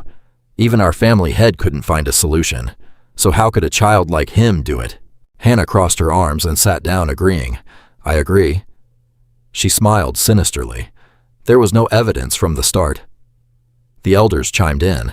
The matriarch said, Exactly. It's truly a blessing that the sacred tree has revived. Isaac looked at them, finding it ridiculous. Want proof, huh? A blue light appeared, making Gowl and Hannah freeze. The elders and Rely were stunned. A blue crystal materialized in front of them as Isaac raised his hand. Triumphantly, he thought, Then look closely. An elder stammered, That energy.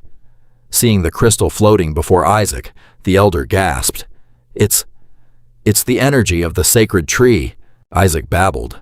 Surprised you amateurs. In the luxurious room, the elders sat around the table discussing. One of them said, It seems Isaac has removed the manna that was corroding the sacred tree.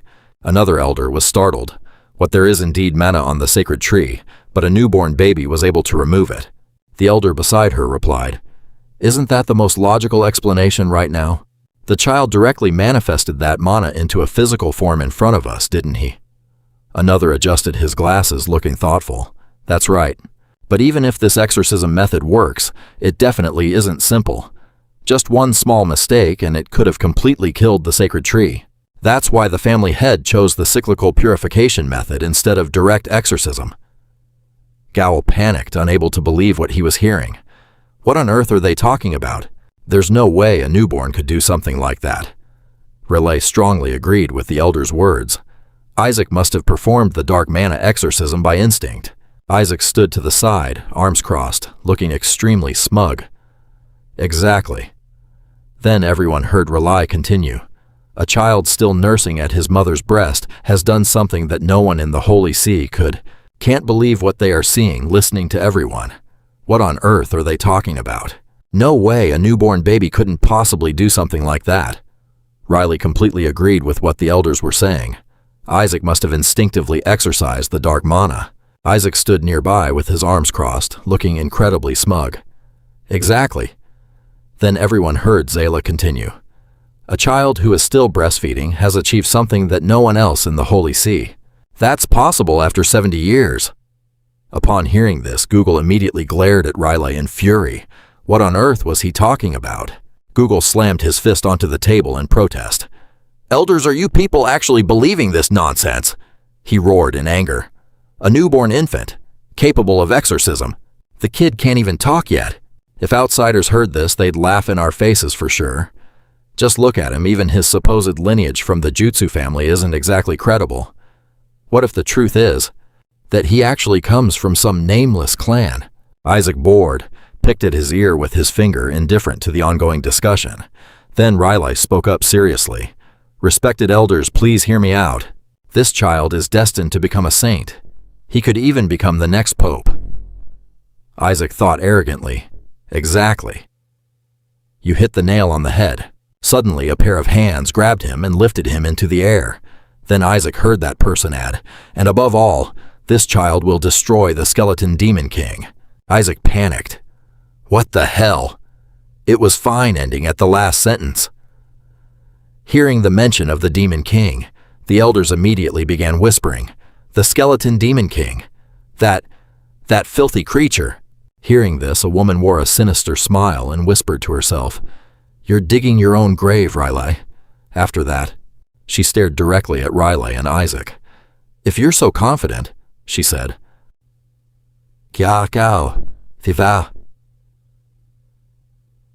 Why don't we put him to the test, in the place where the light doesn't reach? Resting her chin on her hands, she wore a dark, cruel smile. I demand that we open the sacred vault, in the northwest of the holy kingdom of Helene the Dark Forest. In a forest of withered trees, covered in sharp thorns, the air reeked of death. A monster had just been decapitated. Fresh blood splattered the ground. A man stood before the beast's corpse, his black cloak whipping in the wind, ignoring the eerie mist swirling around him. He sheathed his sword, murmuring, This place is just as pathetic as ever. A guard approached from behind, knelt on one knee, and bowed respectfully. Greetings, my lord. The man didn't turn around, simply asking coldly, What is it? The guard hurriedly replied, Your representative at the family estate has requested permission to use the sacred vault, sir. The man stepped forward, his voice sounding impatient. I thought I made it clear that the Holy Alliance is forbidden from using it. The guard hurriedly reported, It wasn't a request from the Holy Alliance, sir. Your grandson successfully revived the sacred tree, so the acting matriarch wants to see if the child possesses the qualities of a saint. The man turned around abruptly, stepping toward the guard. What do you mean? He frowned, clenching his fists, and glared down at the guard. Why is there a saint in my family? This man was the head of the Joshua family, Eli Joshua. He looked at the guard and warned, I will not allow it. Only a saintess can survive entering that place. Tell them to avoid unnecessary conflicts. No exceptions. Tell them to just do it. Suddenly, a woman with long, white hair dressed in noble attire approached from the side and said with amusement, You just said that's Isaac, right? That woman was the matriarch of the Joshua family, the former saintess, Melissa Joshua. She smiled and murmured, Reviving the sacred tree. You say, isn't that impressive? Since the vault is already being opened, why don't we send all the candidates for saint and saintess in there too? Hearing this, the guard immediately panicked. What? Seeing the amusement in matriarch Melissa's eyes, and the silence of the family head Eli, the guard could only grit his teeth and continue. But if we do that, what if some child from another family takes the precious items inside? Melissa smiled and replied, I certainly hope so. Even the best saintesses of previous generations couldn't take a single thing from that vault. Who knows? Maybe if someone does manage to retrieve an item, they could find the skeleton demon king and destroy him. Her eyes flickered with thought. In that case, we should reward them, shouldn't we? Melissa then turned to order the guard. Tell them this: whoever retrieves the best treasure from the vault will be given a reward that even the Pope cannot afford. That person will receive the Joshua family heirloom. The guard was sweating profusely. Melissa happily exclaimed the next part, and they will be personally taught the family's secret techniques by me. Then she excitedly clenched her fists and added, whatever the child who succeeds, I will grant it. Legend has it that the sacred vault is a place that holds not only sacred relics, but also a secret technique dating back thousands of years. Through many generations, the saintesses have been tasked with guarding the vault, which is why it is often said that the Joshua family are the true owners of this vault. Since only children under 10 are allowed to enter the vault, is often used as a rite of passage for saintess candidates. When they turn 1 year old, these children enter and choose an item. Everyone predicts what kind of power the saintess will receive, based on the item she brings back. However, the sacred vault is an extremely dangerous place. Even saintess candidates find it hard to avoid life-threatening risks when entering. After many unfortunate incidents, the vault was sealed. The dark phantom smiled sinisterly. Let's see, It then stared intently at Isaac and said, "If my master can survive and bring back a treasure." Isaac frowned, annoyed. "Bebo, why are you repeating that?" The phantom floating above Isaac's head didn't forget to persuade him. "But you are looking forward to it too, aren't you?" "Master?" Isaac's eyes sparkled as he replied, "Of course."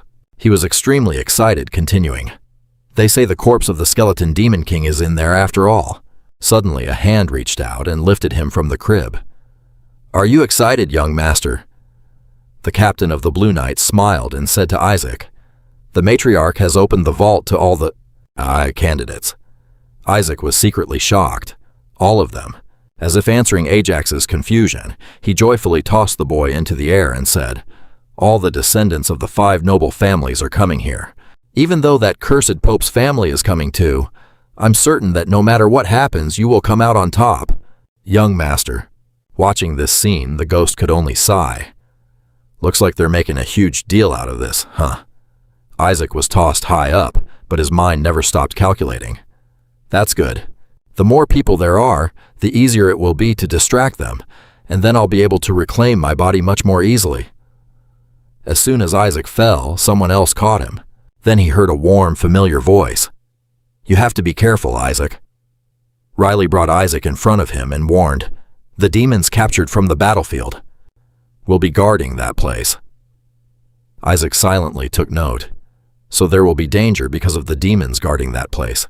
Then he thought that if he let himself be captured at most, they would be level 6 demons, so he just needed to use the reversal app. Isaac hadn't finished calculating when Riley poured a bucket of cold water on him.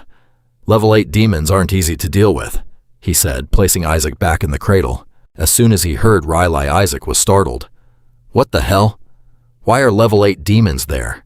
The commander added, "Even so, that level 9 dragon is probably the worst part." Riley laughed. "If we're only talking about rank, then yes." After hearing them talk, the phantom could only cry in misery. "This whole jutsu family must be insane. There's a dragon where a bunch of kids are going. Who does that?"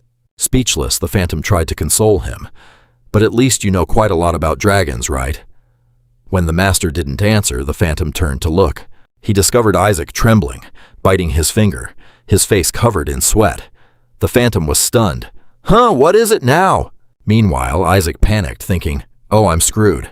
The danger level of that kind of dragon is in a completely different league.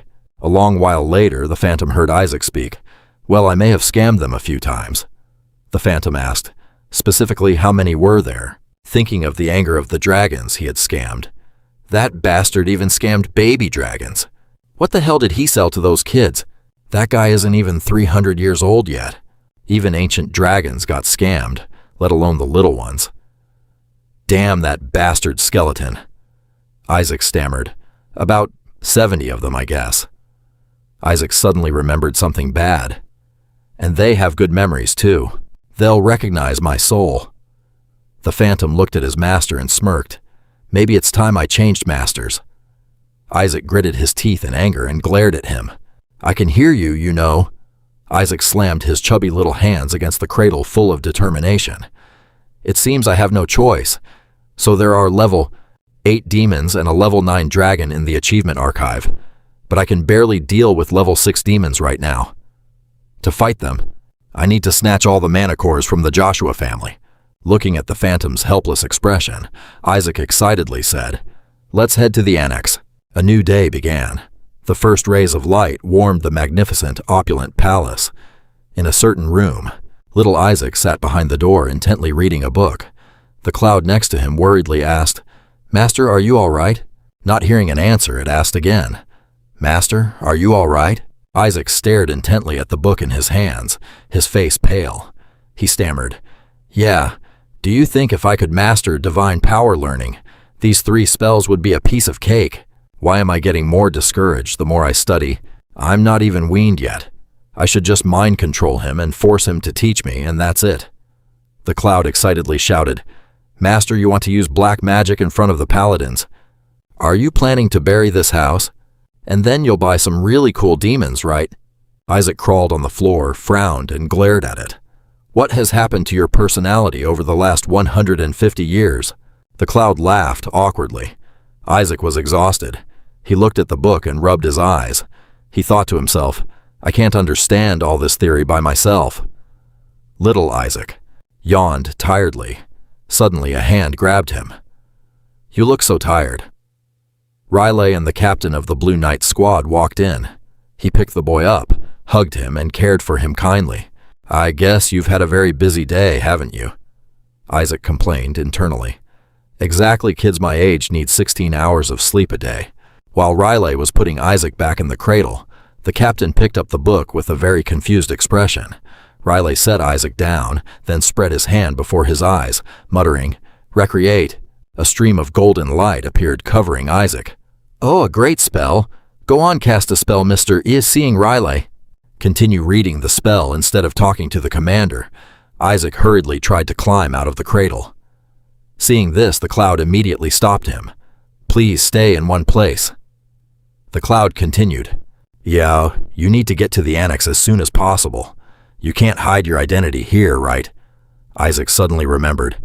That's right. The annex, I have to get these people out of here as fast as I can. Noticing the silence behind him, Riley and the commander quickly turned to check. Looking at Isaac, sleeping face down in the cradle, the cloud secretly despised him. What a terrible actor.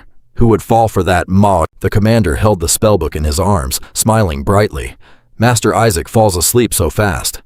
Riley also praised, What a wonderful child, so quick at everything. Hearing this, the cloud wanted to cry out, Are you all crazy? Seeing that Isaac was fast asleep, Riley spoke up. It's late, shall we head out? The commander agreed. Yes, I have to go train anyway. On this side, the cloud felt extremely confused. How magical. Seeing that they were preparing to leave, Isaac lay in the cradle and flashed a smug smile. Suddenly, he heard them add one more thing. However, the totem seems very dangerous. I think we should take it outside. Isaac was immediately panicked. Before stepping out of the door, Riley turned back and instructed the commander. It's a precious item. It's the first totem belonging to Isaac, so ensure it stays safe. The commander quickly replied, Yes, sir. Hearing that Isaac protested internally, I still have to restore it. Who gave you permission to take it? Before they left, Isaac heard them say, I'll display it in the most visible place. He could only cry in his heart. That's my totem. I haven't even had the chance to drain the mana from it yet. As soon as the door closed, Isaac immediately jumped up. That's it. I'm going to drain the mana cores in the annex dry. He quickly used his short body to climb out of the cradle. Let's go, the cloud weakly said to Isaac. Are you really planning to crawl all the way to the annex? Isaac replied. I have a way. Open the door for me. The cloud immediately flew quickly toward the door. Yeah, absolutely. Got it? It muttered, scurrying toward the door while mumbling, as if I'd ever let myself be dragged along with you. But right as it reached the threshold, the cloud abruptly froze. Ajax, having tumbled out of his cradle in the back and landed flat on his face, hadn't even felt the pain, before hearing the cloud pipe up. Your good old uncle went and locked the door. All the locks are on the outside. He even took the spell with him. Ajax fumed, boiling with rage. That scumbag uncle, order him to smash the door down. Thinking about the guards outside the cloud, tried to reason. They'll think you're under attack and swarm the place. Ajax let out a foul curse. Damn it, enraged. He slammed his tiny fist against the door in frustration. I'm losing my mind here. I can't stand listening to all that whispering all the way over there. If I use magic, things are just going to get worse. Suddenly, the door creaked open. Ajax stood right in front of it, thinking to himself. Before he could even figure out how to sneak past the door, swung open and smacked him right in the face. A little boy, around 5 or 6 years old, stepped inside, holding a fake arm wrapped tightly in bandages.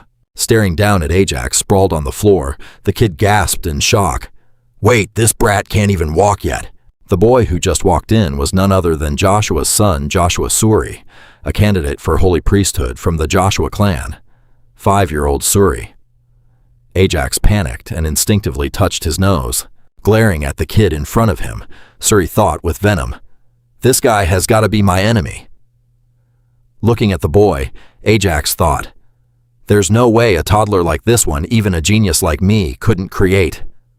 Suri clenched the toy in his hand tight. No way in hell this little punk made it.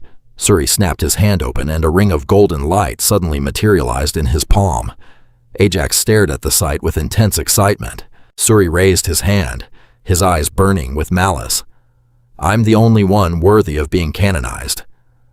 Pretending to be an innocent baby, Ajax crawled toward his feet, his eyes darting to watch Suri cast a spell onto a toy not far away, muttering under his breath, "You dare mess with what belongs to me." He was still in the middle of talking, right when I'm figuring out how to ditch this annoying Joshua jerk, when suddenly, with a loud thud, that very toy smashed right into his head. Ajax chuckled gleefully. Found myself a ride. Suri's face went pitch black as he demanded, "Do you have any idea who I am?" Since babies couldn't talk, yet Ajax could only reply in his head. "You look just like that thug of an uncle. Must be his kid, all right." Snapping back to it, Isaac quickly snatched up the toy from earlier, looking smug. "I saw you gathering mana to attack just now, you know." "You little bastard." Isaac repeatedly batted Suri with the toy. "Serves you right, pal." The floating cloud cheered from the side. "Nice hit, Master Isaac."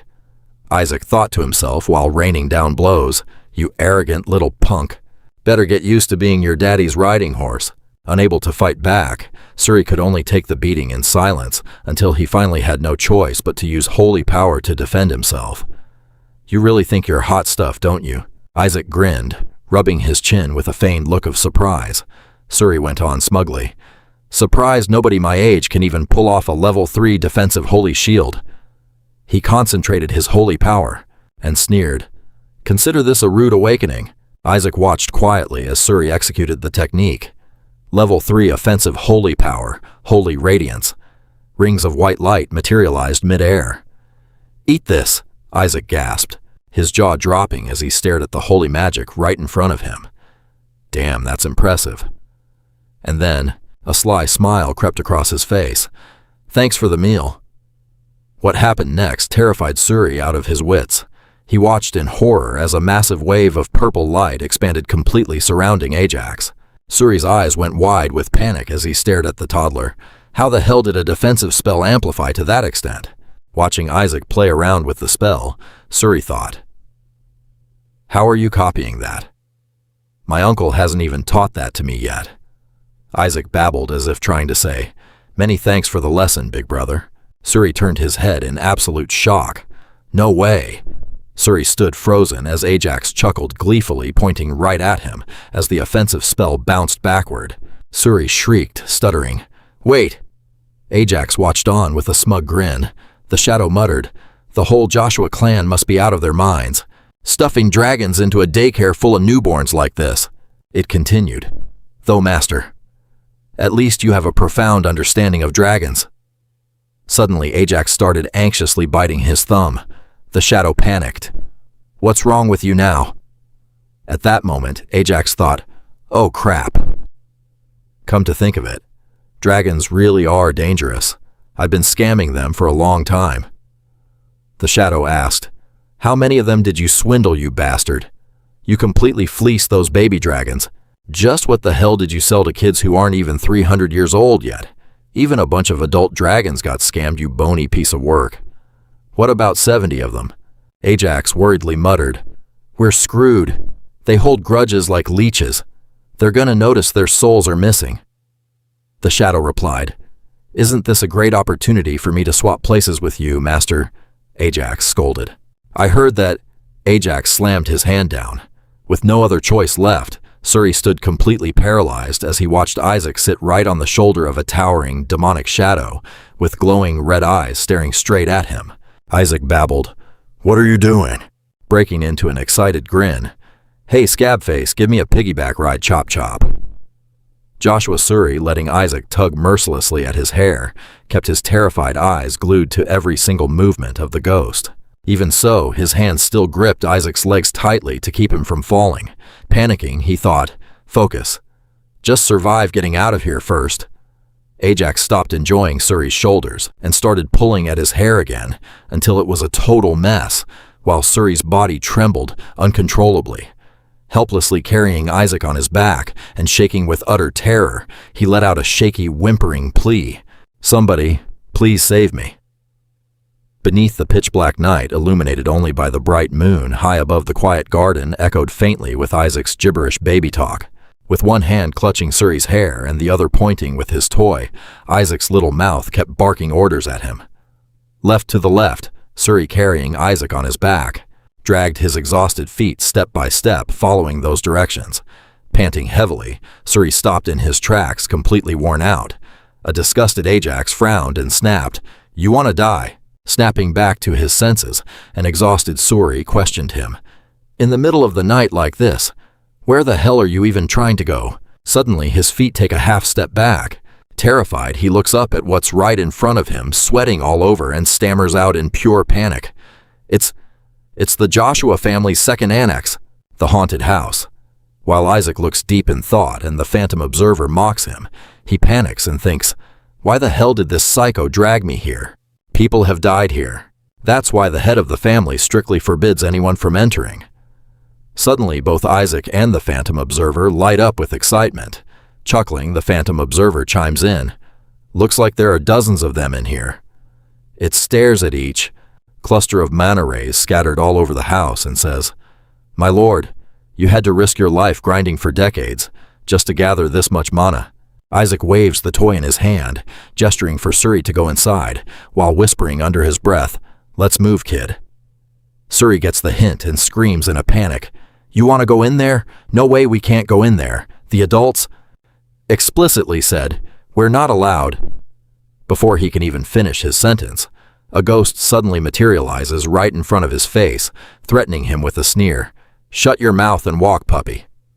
Inside the building, the moonlight outside filters dimly through the glass panes. Suri carries Ajax on his back, taking cautious, ultra-quiet steps. Ajax rests his hand on the kid's head, slowly surveying his surroundings. Then he drops his commentary. "Man, this place is even more of a dump than I thought." Suddenly, his eyes flash as he spots a nearby door and he mutters to himself, "Huh, hold on." The phantom observer pops up again, announcing, "The whole building is sealed off. Master, every single door here has some kind of, protective barrier on it." Hearing this, Ajax flops face down onto Suri's head, groaning, "What a pain in the ass." Still terrified out of his mind, Suri urges him, "Hey, let's just turn back. Everything in here is locked." Without warning, Isaac grabs a handful of Suri's hair and violently jerks it to the left, eliciting a sharp yelp. Suri cries out in agony, "Ow, what the hell?" He desperately tries to pry Isaac's hand off, screaming, "Let go of..." He catches sight of the direction Isaac is pointing and gasps, "Huh?" Moonlight pouring through the window illuminates a series of dust-covered, solemn portrait frames hanging on the aged walls. Suri lifts his head to look, then blurts out unconsciously, "The former family heads." Glancing up at the frames, he mocks, "What you're aiming for, the head of the family seat now, too." Isaac smiles with absolute confidence, replying, "Useless question. The next head of the family is going to be me." Tuning out everything Suri is saying, Isaac twirls the toy in his hand, a dangerous glint flashing across his face. Then he winds up and swings his arm with full force, right at one of the portraits on the wall. Watching the glass frame shatter into pieces, Suri's eyes bulge out in absolute horror. But Isaac doesn't stop. He wildly flails the toy, smashing every single remaining picture frame to pieces, causing Suri to tear at his hair, desperately trying to stop him. "Our ancestors, are you out of your mind? What the hell do you think you're doing to the family heads?" Finished with his rampage, Isaac holds the toy steady, flashing a smooth, breezy smile. "Now then, why the hell would anyone put a barrier on portraits anyway?" The phantom observer reappears happily, reporting, "The barrier's been broken, master." Grinning playfully, Ajax replies, "Good boy." Right after that, Ajax leaps straight off Suri's back onto the floor, saying, "Let's go." Freaking out, Suri shouts, "Hey, where the hell do you think you're going?" Ajax, after landing safely on the ground, "There. One autre hour." He rolls over and over across the floor toward another spot, trailing the floating phantom observer above him, leaving Suri standing all alone, fuming and screaming at the top of his lungs. Hey, have you completely lost your mind? After causing all that chaos, where the hell are you even going? He rolls right up to a door, throws all his weight against it, and blasts it wide open. Staring at the shimmering piles of mana inside the room, he beams with excitement. Jackpot! Suri sprints over at full speed to catch up, but right as he arrives, Ajax utters the command word, Gaba. Then he whispers, Lock. The door slowly begins to close. Suri, stuck outside, panics and pushes harder, sprinting faster as he desperately tries to stop him. Hey, stop right now. What the hell are you doing? Just as the door is about to slam shut, Isaac turns around, flashes a contemptuous mocking grin and says, A little brat like you doesn't need to know. Ignoring Suri screaming outside, Hey kid, open this door. Isaac sits straight up, places his hands neatly on his thighs, and lets out a long breath. Channeling his mana internally, he whispers, Let's begin. Outside, Suri puts every ounce of his strength into beating against the door with his fists, threatening, Open this door right now or I'm telling the adults everything. He keeps pounding on the wood and screaming, I'm telling them everything and getting you kicked out of here for good. Unbeknownst to him, a figure is standing some distance away. Joshua Riley approaches with a group of people, calling out sharply, Suri. Hearing that familiar voice, Suri's entire body freezes solid like a statue. He turns around in a daze, and Riley asks him flatly, What are you doing here? Seeing him, Suri lights up with relief and stammers, Uncle, you came just in time, Ajax. That little monster. Before he can even finish, the head elder snaps furiously. What on earth do you think you're doing, Suri? No matter what excuse you have, you know damn well, nobody is allowed inside the annex. What were you thinking dragging Ajax all the way out here? Suri freezes up again, offering a forced, bewildered smile. Huh, but... She cuts him off, pressing on. How many people do you think saw you carrying Isaac here on your back, huh? Besides, there are clear traces of holy magic attacks right inside Isaac's bedroom. You're the one taking the blame for all of this. Understand? Faced with those accusations, Suri stammers anxiously in self-defense. No, that's not. I didn't drag him here. And those holy magic traces weren't. But Riley places a firm hand on his shoulder, lowering his voice. Suri, you've crossed the line this time. No matter what, you shouldn't be bullying a toddler who hasn't even been weaned yet. Riley's expression hardens as he demands, Where did you lock Ajax up? Panicking, Suri stammers, I didn't lock him up anywhere. The moment those words leave his mouth, everyone present gasps in shock and disbelief. Ajax went in there by himself. Right then, Riley snaps to attention, rushes over to the door and calls out, Ajax, are you in there, buddy? He touches the door and mutters, It's locked. What the... Then the door swings wide open, revealing a deeply worried expression on Riley's face while inside. The pitch-black room echoes with sobbing. With a heartbroken expression, Riley cries out, Ajax! Seeing this, the head elder rushes forward, looking deeply distressed. Are you all right, little guy? Oh, look how terrified he is. On the flip side, Suri stands frozen in absolute bewilderment, wearing a totally perplexed look on his face. Riley pulled sobbing Isaac into a warm embrace, saying, Thank you goodness you're safe. The little boy looked terrified as if nothing had even happened, while Riley shot Suri a razor-sharp glare. Then he turned on his heel and walked away, leaving behind a chilling warning. Suri, you ought to be ashamed of yourself. Suri's tears poured down uncontrollably as he stood there completely helpless, stammering, No. No way, it's totally for real, whispered Isaac, right where only Suri could hear him. With a wicked, radiant grin, he added, Thanks to you, I just had a wonderful, delicious meal. Suri snapped, boiling with rage, and screamed at the top of his lungs, You little bastard! The elder looked over in utter confusion, blurting out, Suri? While the surrounding entourage stared at Isaac, wondering what on earth was going on. The kid literally looked like he was about to burst into flames. Isn't it just freezing in here? One of them muttered, complaining. A little kid like that. Someone had already dared to touch the stash of mana tucked inside his pocket, smiling coldly to himself as he thought, The harvest is way bigger than I expected. In just one go, I've absorbed an amount of mana equivalent to 100 years of grueling training. Clenching it tightly, he thought, With this much mana, A sly, devious smile crept across his face in silence. Meanwhile, Gwell, noticing his bizarre change in expression, wondered, could it be that Ajax was actually terrified out of his mind?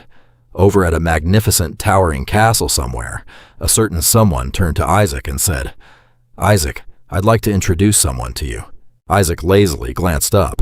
Joshua Riley introduced Isaac's new assistant, saying, "This is Ashley. From now on, she will be your personal aide." Ashley pressed her hand respectfully against her chest to introduce herself. "My name is Ashley, a holy knight of the House of Joshua." Dropping gracefully to one knee, she bowed deeply in a display of ultimate respect and utter loyalty, declaring, "I shall serve you until my dying breath." Hearing Ashley's pledge, Isaac merely cast a sideways glance of utter indifference, though inwardly he thought, "Are they seriously sending a spy to monitor me because of last time?" Faking intense annoyance, he propped up one elbow while pointing right at Ashley with the other, snapping, "Hey you!" Ajax kept up the intimidation act, throwing a tantrum and shouting, "Get lost! Get out of my sight!" Ashley blinked in pure bewilderment, staring right at Isaac. She stepped closer to him. Right then, Ashley leaned down, her cheeks flushing bright red as her trembling hands reached out forward, whispering, Can I pinch your cheeks? Just once." Isaac looked back at the blushing weirdo in front of him with total bafflement, thinking, why are there so many absolute lunatics in this family? Joshua Riley smiled, gently pulled something out from his coat and held it out toward Ajax, saying, "Hey Ajax." He produced a small box containing a ring, pushing it toward the boy. "This is a gift from your uncle." Isaac looked at the ring, seeing nothing special about it, and his face went deadpan as he thought, did he pick this piece of garbage out of a dumpster? Did I hear that right? Even the ghost on the other side looked at the ring with utter contempt, scoffing, "Is the House of Joshua really in that much of a financial crisis?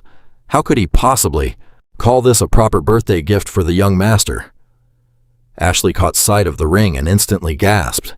Ajax looked completely startled and surprised, staring at the ring in disbelief as he muttered, "Oh God, isn't this the legendary Holy Maiden's family heirloom?" Joshua Riley stood close by, affectionately petting the boy's head with a warm smile. "The Holy Maiden's family heirloom. Your uncle managed to pull this straight out of the council just for you." Isaac's eyes went wide with shock. "Wait, is this the real deal?" An image of the Holy Maiden flashed in his mind, her ring glowing brightly on her finger. "This is the exact ring she used during our battle," an ancient ring carrying a sliver of divine magic. As the ring glowed, he picked it up, watching it shimmer while evaluating the holy power sealed inside. "Damn, that's actually impressive." Isaac stared at the ring with a sinister, wicked grin, scheming internally. "Looks like it might break after just 1 or 2 uses, but hey, I can totally fix that." He suddenly looked up, locking eyes with someone else. Furthermore, Gwell Joshua was glaring at him with bitter jealousy as he leaned against a pillar. Ajax glanced over at the man staring daggers in his direction, thinking that furious green-eyed glare. The guy's expression practically screams that this is the real deal. He glared back at his precious little nephew as if he wanted him dead and gone. Gwell Joshua walked over to where everyone was standing while Ajax looked at him in total confusion. "Ah, my sweet little nephew Ajax." Gwell approached with a sickeningly fake cheerful smile, saying, "Oh, you look absolutely adorable, don't you?" Gwell fake-graced him with a greeting while both the boy and the ghost exchanged baffled looks watching his terrible act. "I do hope you're feeling right at home here." Hearing that, Isaac felt a sudden wave of nausea. What kind of absolute garbage is this? Watching the man's overly beaming face, he thought to himself, the guy's completely unhinged. Damn it. Things are getting way too complicated. Isaac stared down at the ring, thinking I deliberately smashed the blessing device in the holy artifact warehouse so it couldn't receive any holy grace. But I never expected them to hand over a literal Holy Maiden's family heirloom as a replacement for this junk. Flashing back to the past, the elder handed the ring to Joseph Riley, saying, "Since Isaac didn't receive his blessing, we have no choice but to hand this over to him." Gwell Joseph stared at the ring in absolute panic, stammering, "The Holy Maiden's heirloom. Gwel Joseph threw a fit, snapping at the elder. "Give that to my son instead." The elder shot back. "Give it to Suri." She let out a heavy sigh, waving her hand dismissively to signal him out. "Hasn't he already received the Holy Sea's blessing? Stop being so damn greedy and get back out there, Gwel." Joshua gnashed his teeth in pure hatred, replaying his previous scheme in his head. "I was planning to fake a donation to the Holy See while pocketing the thing myself. He has no clue about the true value of a family heirloom anyway." He argued aloud. "If you're picking a gift, shouldn't you at least choose something decent? That piece of junk is totally useless." And yet, Joshua Riley immediately cut him off, snapping back. "Useless? How dare you speak of the Holy Maiden's sacred artifact like that, Gwel?" Gwel Joshua flashed a sinister grin, holding up a box of his own. "Isn't Ajax your precious nephew too, Joseph? How could you hand him such a useless piece of trash?" He pulled out a ring that sparkled way brighter than the Holy Maiden's, trying to lure the boy in as he bragged. "This ring has been blessed directly by the Holy See multiple times." He kept rambling on and on about how overpowered the ring was, while Joseph Riley just stood off to the side looking at him like he had lost his mind. Compared to the Holy Warehouse junk, this is infinitely more useful. It's an insanely precious item that a Riley could never dream of getting. He crouched down near Isaac, thrusting the flashy ring right into the boy's face and continuing his pitch. "Right, am I right, little guy?" He reached his hand out, getting ready to grab the Holy Maiden's ring, right before Isaac hauled off and punched him square in the face. "Now hand over that dusty, filthy ring and get the hell out of my sight." Snatching the ring box, he cursed. "What is this absolute piece of trash? Does it smell like the Pope's garbage or what?" With that, Isaac hurled the ring away, screaming, "Go rot with it." The ring was blatantly tossed straight into the lake. Google Joshua saw the ring get thrown and started screaming his lungs out. "What the hell are you doing? Go get that ring back right now." Joshua Relay stared at Isaac, thinking to himself, "That ring is worth 1,000 times more than anything I gave you, kid." He looked at Joshua Relay, a ring resting in the palm of his hand, and chuckled internally. "And yet, you still chose my gift." Little Joshua Relay, reaching his hand out toward him, he said, "Isaac, my precious, beloved grandson." He enthusiastically and joyfully threw both hands up in the air, laughing as he said, "From now on, I'm giving you the absolute best of everything." Asili, standing right beside him, also copied him cheerfully, throwing both hands up into the air and laughing, "Woo-hoo, young Master Isaac." Meanwhile, the underlings had the grueling job of diving deep into the water to search for the ring that had just been chucked away. "This sucks, young master." Google Joshua stood there with a dark expression, ordering his men to find it at all costs. "Risk your damn lives if you have to." Crossing his arms with an amused grin, he thought, "I already cast a weight spell on it. They're never gonna find it." The ghost floating next to him chimed in with some sweet talk. "As expected of my master, refusing to ever touch such a filthy piece of junk is truly admirable. Who the hell gave you permission to speak? Tomorrow morning, pick it up." The ghost asked in shock. "Me?" The brat replied back aggressively. "Who else, you dumbass?" Isaac thought back to the sight of Google Joshua holding his head and screaming his head off, so that thing definitely had to be super valuable. He told the ghost, "That thing is worth a fortune. I'm gonna sell it." "Go?" "Well..." Joshua slammed his hand down on the table. "You damn little piece of shit." He slumped over the table, gripping his fists in sheer rage. "He doesn't even know what that thing is worth." Then, looking utterly defeated, he slumped back into his chair. "Whatever. I bet the little brat doesn't even have a single clue how to use an ancient ring anyway." Google continued rambling, trying to comfort himself.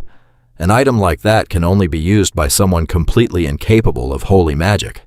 It requires absorbing at least the holy power of 20 people just to activate it. That's totally impossible." He let out a sinister chuckle, muttering, "I wonder if even 10 people will bother showing up to his birthday party." None. It was that same luxurious mansion, but the next day. The atmosphere was lively and bustling, filled with both adults and children. Asili saw the scene unfolding before her and cheerfully blurted out, "This is amazing. There are..." Over 148 Saintess candidates, including nobles and servants, around 4,000 people present today. Cradling Isaac in her arms, she happily said to Joshua, "Relay, all the Duke families are here, plus dozens of Marquis families. Even other nations sent Saintess candidates. Isn't this incredible? Even the Emperor is here." Isaac looked grim, thinking to himself, "Why the hell are there so many Saintess candidates? Did the lazy gods just get bored and scatter them everywhere or what?" The ghost beside him also chimed in with a few remarks. They definitely sound like the type to do something like that. With a grim, deeply troubled expression on his face, Joshua Relay muttered, "I didn't expect this at all. I honestly thought nobody would show up, thinking it was a trap." Someone pushed open the door and stepped inside, saying, "Of course they wouldn't think it's a trap." My friend Simon walked toward them with a bright smile, saying, "Long time no see, Relay." He was the head of one of the 3 major merchant guilds in the Empire, and Relay's closest friend, Count Simon S. Ashley, looked at the man standing before him in shock and asked, "Simon, you actually came too?" Simon burst out laughing and replied, "The rumors have spread all across the entire empire, you know." Simon cheerfully added, "Of course I had to come." Both Relay and Ashley frowned when they heard Simon say that. Everyone knew this wasn't a trap, so they decided to participate. After all the fragile young sons of the Joshua family were present anyway. He kept right on rambling. "Not to mention everything the head of the Joshua family put on the line as a stake. How could I possibly not show up? Even the papal family is going to show up." Hearing Simon say that, Isaac thought to himself, "Wait, what the hell?" Relay refused to believe a single word Simon had just said. "Stop joking around. There's no way in hell the papal family would ever participate." But Simon just shrugged indifferently and replied, "Just a guess. There's no way those unfriendly royals would ever willingly show up in the Joshua family's territory. They despise this place because there are way too many commoners from the Barris family roaming around." Suddenly, a dark shadow appeared right outside the door of the room where everyone was talking. Simon lowered his voice. "Keep it down a bit. Why must you be like that? My son Raymond is a Saintess candidate too, you know.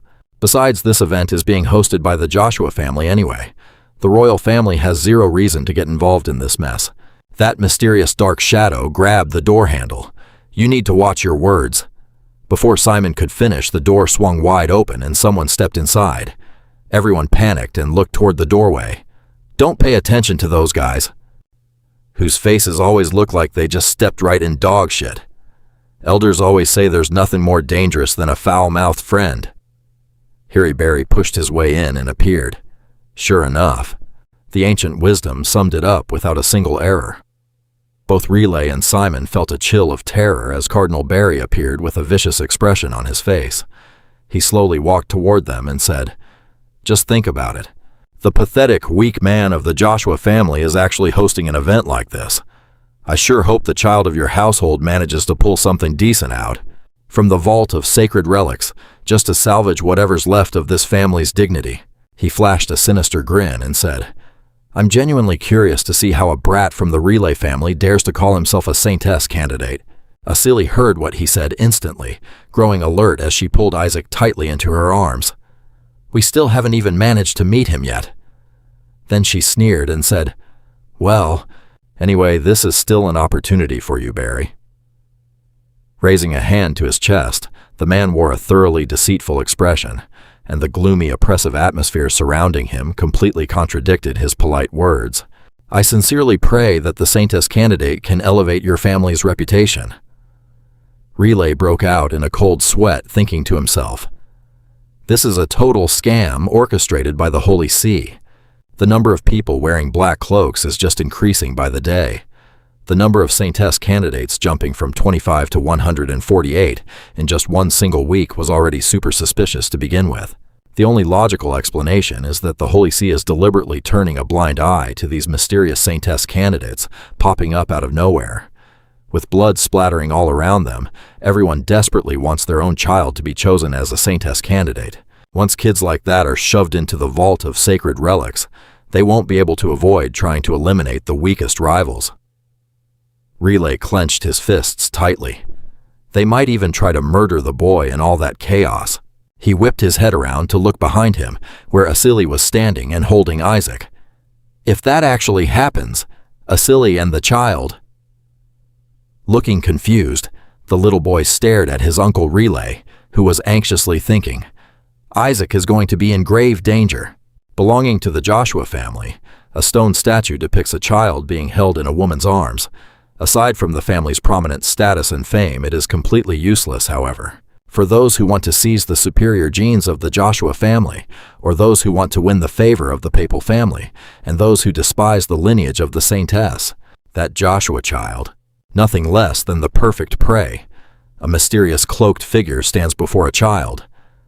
Go and mess with this Joshua kid a little bit, the mysterious person says, handing the child a flask. Make sure it doesn't kill him, but leaves him totally incapacitated. Mix this potion into his water and use the holy poison. Empty glass bottles are scattered all over the floor. Teach that brat just how cruel the world can be. The terrified young children turn pale, staring unanimously at something. Make a fool out of him in front of everyone. A child is sitting on the floor, guzzling down the empty glass bottles as their numbers grow, and declaring to the world that the child of Jesus will never become a saint. Isaac, after drinking a huge amount, cheerfully wipes his mouth and smiles brightly. So freaking delicious. The other children stand by in sheer terror. Guys, I'm scared. How many bottles has he drank already? Isaac hurls an empty bottle right at another kid's head, shouting and demanding more. Bring me more. This poison can't kill me. Isaac sits on the floor, thrashing around and demanding even more. Give it to me.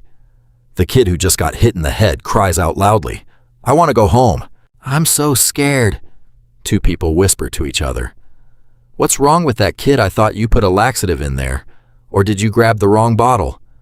The people around them start murmuring. Whoa, this is weird. I don't think that's it. Cut it out. Hearing the gossip, Joshua Suri can only clutch his forehead and inwardly curse Isaac. Why on earth is he drinking all those poisoned bottles? Joshua Suri continues to curse inwardly, overwhelmed with embarrassment. Damn it, how humiliating. Stop dragging the Joshua name through the dirt. Someone steps forward toward Isaac, who is happily drinking away. An annoyed Joshua Suri walks up, snatches the bottle away to stop Isaac from drinking anymore, and scolds, Stop drinking. What will other people? He hands a different bottle to Isaac. Here, if you want to drink, drink this. Mid-sentence, Isaac hurls a bottle straight at his face, yelling, It's not poisonous. Someone picks up the bottle. Isaac immediately grabs onto the hem of their pants, thrashing and shouting for the bottle back. Give it back. Give me the super toxin. That person is utterly helpless against Isaac's stubbornness. Why is he so hyperactive? That person tries to explain. This bottle isn't meant to be drunk. This is holy poison. The woman next to them also tries to stop Isaac from drinking further. Are you out of your mind? If you drink that, you'll die. Isaac yells back, Holy poison. Isaac suddenly lunges toward the bottle with a demonic look in his eyes. Give it here. You gotta hand it over. On one side, they're fighting over the bottle, while on the other side, people stand around discussing how the bottle of holy poison seems to have granted him extraordinary resistance to toxins. I heard someone can reach a level where they naturally neutralize toxins while training their holy power. Wait, are you saying he's already reached that level? But why is he only targeting the poisonous bottles? Could it be he wants to make sure nobody else drinks them because they're dangerous? No way. Hearing the chatter, Joshua Suri can only sit in a corner smiling with weary resignation and thinking it's all nonsense. Suddenly a voice rings out, making Suri lift his head. Really? Kina Barrett appears sparkling out of nowhere in front of Suri. You guys mean to say he's sacrificing himself? Suri startles to his feet, staring at Kina in shock, thinking Kina Barrett. Why is he even here? I didn't hear anything about the papal family participating in the direct descendants gathering Kina Barrett. The other children are also bewildered and confused as to why Kina has shown up in a place like this.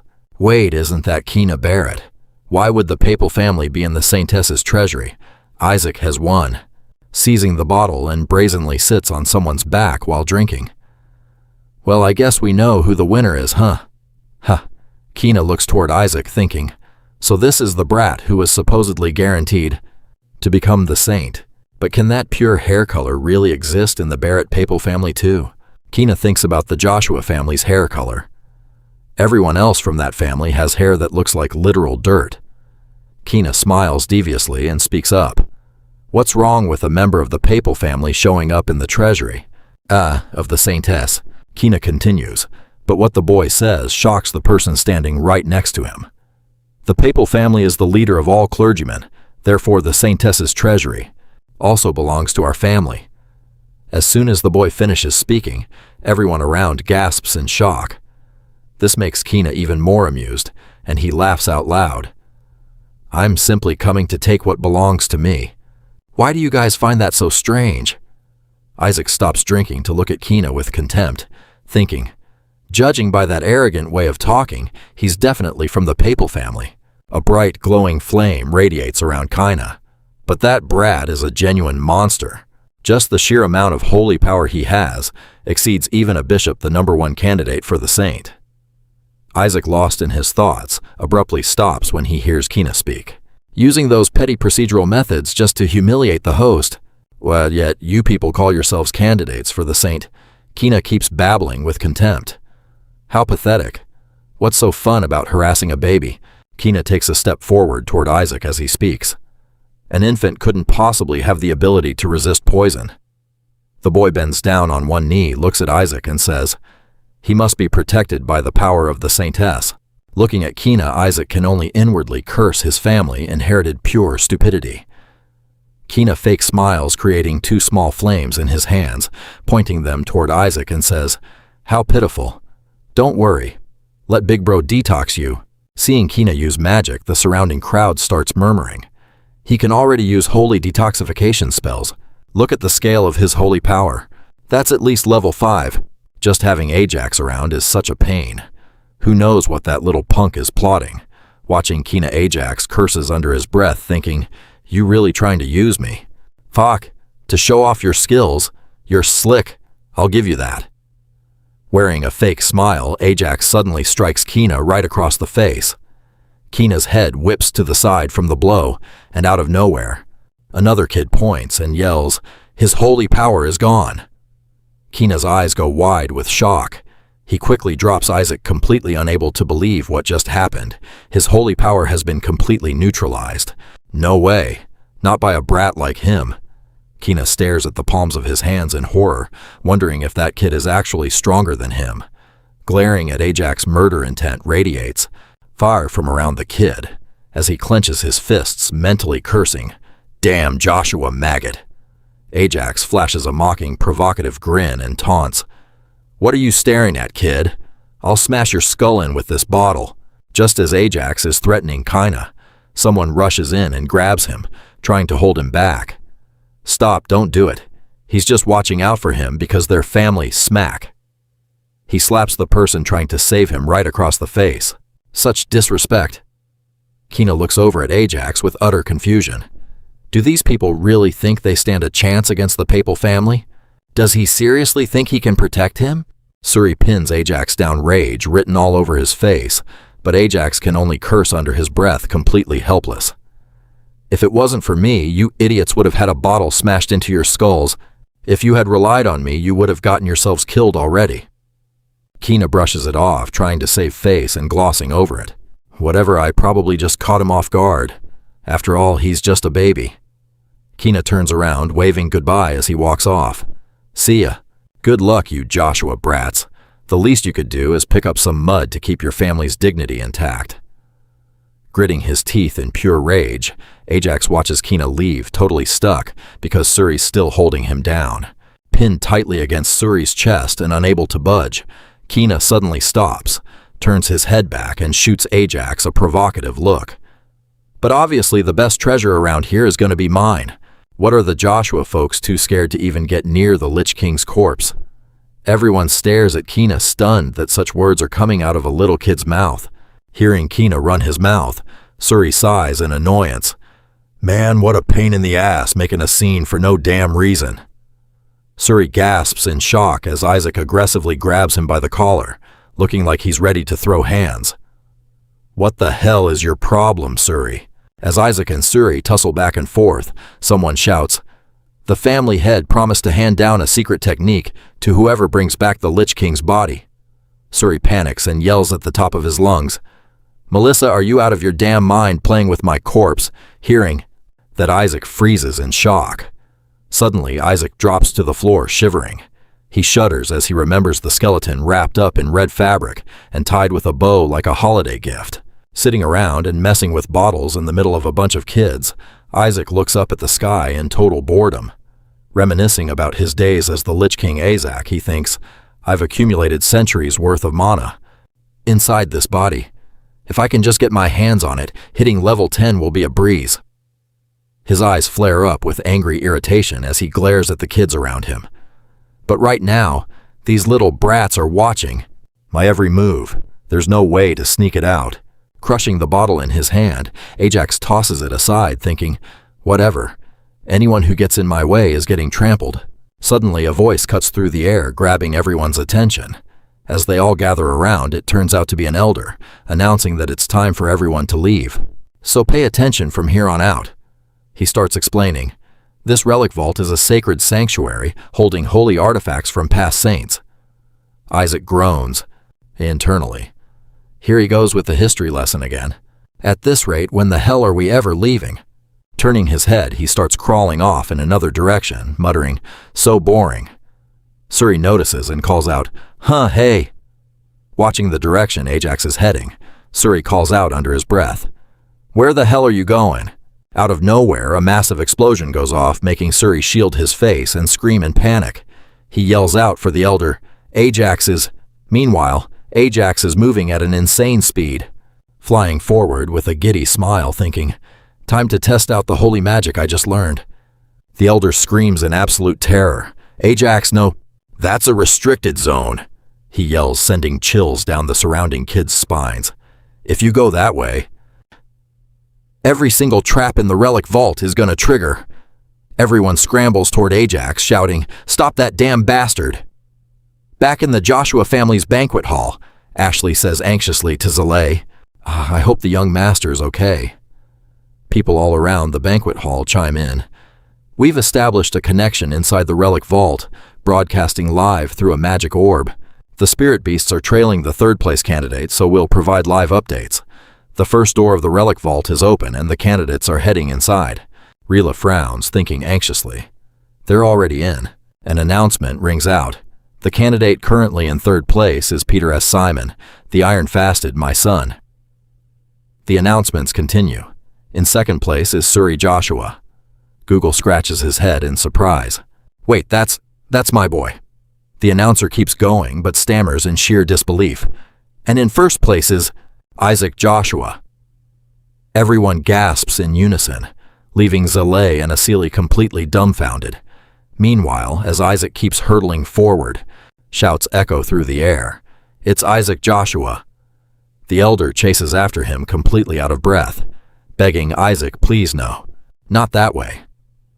Suddenly, he steps right on a trigger mechanism. Lightning strikes the elder square on, but he still manages to choke out, "If you go that way, more traps are gonna trigger." Suri jumps, looks over, and gasps. "Holy crap!" Screams echo endlessly. "Help!" Suri yells in a panic, cursing. "What the hell is this crazy bastard doing? Why'd he charge right in there and cause this much chaos?" Terrified as he is, the kid doesn't forget to run for his life, shouting complaints mixed with blood-curdling screams as the vault's already deadly trials go off. Reaching his hand out toward Isaac like he's trying to grab him, Suri yells, "Now we gotta dodge traps meant for intruders too." Walking closer to the door, Ajax says with a grin, "This is the door leading to the second archive." Notification. The second trap alert has appeared. The second trap has been activated, and it is heading toward the side entrance of the second archive. The terrified kid tries to stop him, shouting, "Hey Jack, don't go in there." The ghost chuckles as if praising how extraordinary its master is, saying, "Thanks to the amount of mana you absorbed in the annex, I've leveled up." Isaac replies eagerly, "Good. Now I can make you work even harder." The ghost helplessly curses, "Damn it." He gives an order immediately. "Now go and round all of them up." The ghost quickly obeys and flies away. "Understood, my lord." It speeds toward a group of kids resting nearby and overhears them talking. "I didn't expect it to be this tough." While one kid sighs in frustration, another nearby looks in a certain direction and wonders aloud, "Is this why a saint is so strong?" He points at Suri. Floating in midair, the ghost asks, "Isn't that little Ruth Sue?" Another kid answers, "That's right." They ask each other angrily, "How on earth can he fly like that? His family must have taught him beforehand. It's so unfair." Meanwhile, Suri thinks helplessly, "No, you idiots, they didn't teach me anything." As it turns out, the ghost has grabbed the boy, leaving Suri to realize he is floating completely out of control. The ghost brings Suri back and drops him onto the ground, reporting, "Master, I've caught the messenger." After being tossed straight down and landing face first, the kid warns, "Stop this madness right now. I don't know how you got through the first trial. Iftra of the Destiny Archive, but from the second archive onward. Just one mistake can get you killed." Suri keeps nagging, "You have to face your fears and choose the hard path to grow further." Isaac feels annoyed and strikes him a blow, thinking, "You sure talk a lot." He commands Suri, who is still in pain, "Forget it, explain what's inside the second archive." Suri, still lying flat on the floor, turns his face and warns, "Once you enter the archive, you must never attack the enemy. Understand, do not attack them." Isaac looks confused, his face full of questions. "What kind of nonsense are you talking about? Why can't I attack the enemy?" The panicked kid keeps reminding him, "That's the only way to get through the second archive. No matter what appears, you just have to stand still for 3 minutes until they disappear." Suri says in a pleading tone, "Please just understand. Otherwise, both of us are going to die." Isaac narrows his eyes, thinking, "How dramatic. Are you testing my patience?" Scared, the kid scrambles up and says, "People have actually died because of this." He walks up to the gate and says, "Fine piece of cake." Isaac reaches his hand toward the gate, smirking and glancing sideways. "Just don't attack, right? Right, 3 minutes is no big deal at all." A wave of magical energy appears around his hand, and then the door slowly opens with an announcement sound. "Welcome to the Chamber of Calm and Patience. Patience is a virtue and a cold reason. Stay calm and unwavering."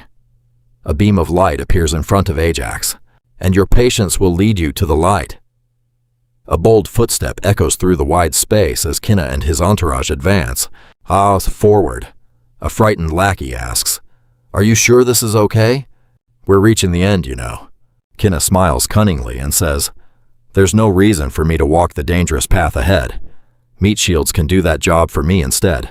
He continues explaining to them, "And you forgot that an 8th-class demon clan member is standing at the entrance of the second archive, right?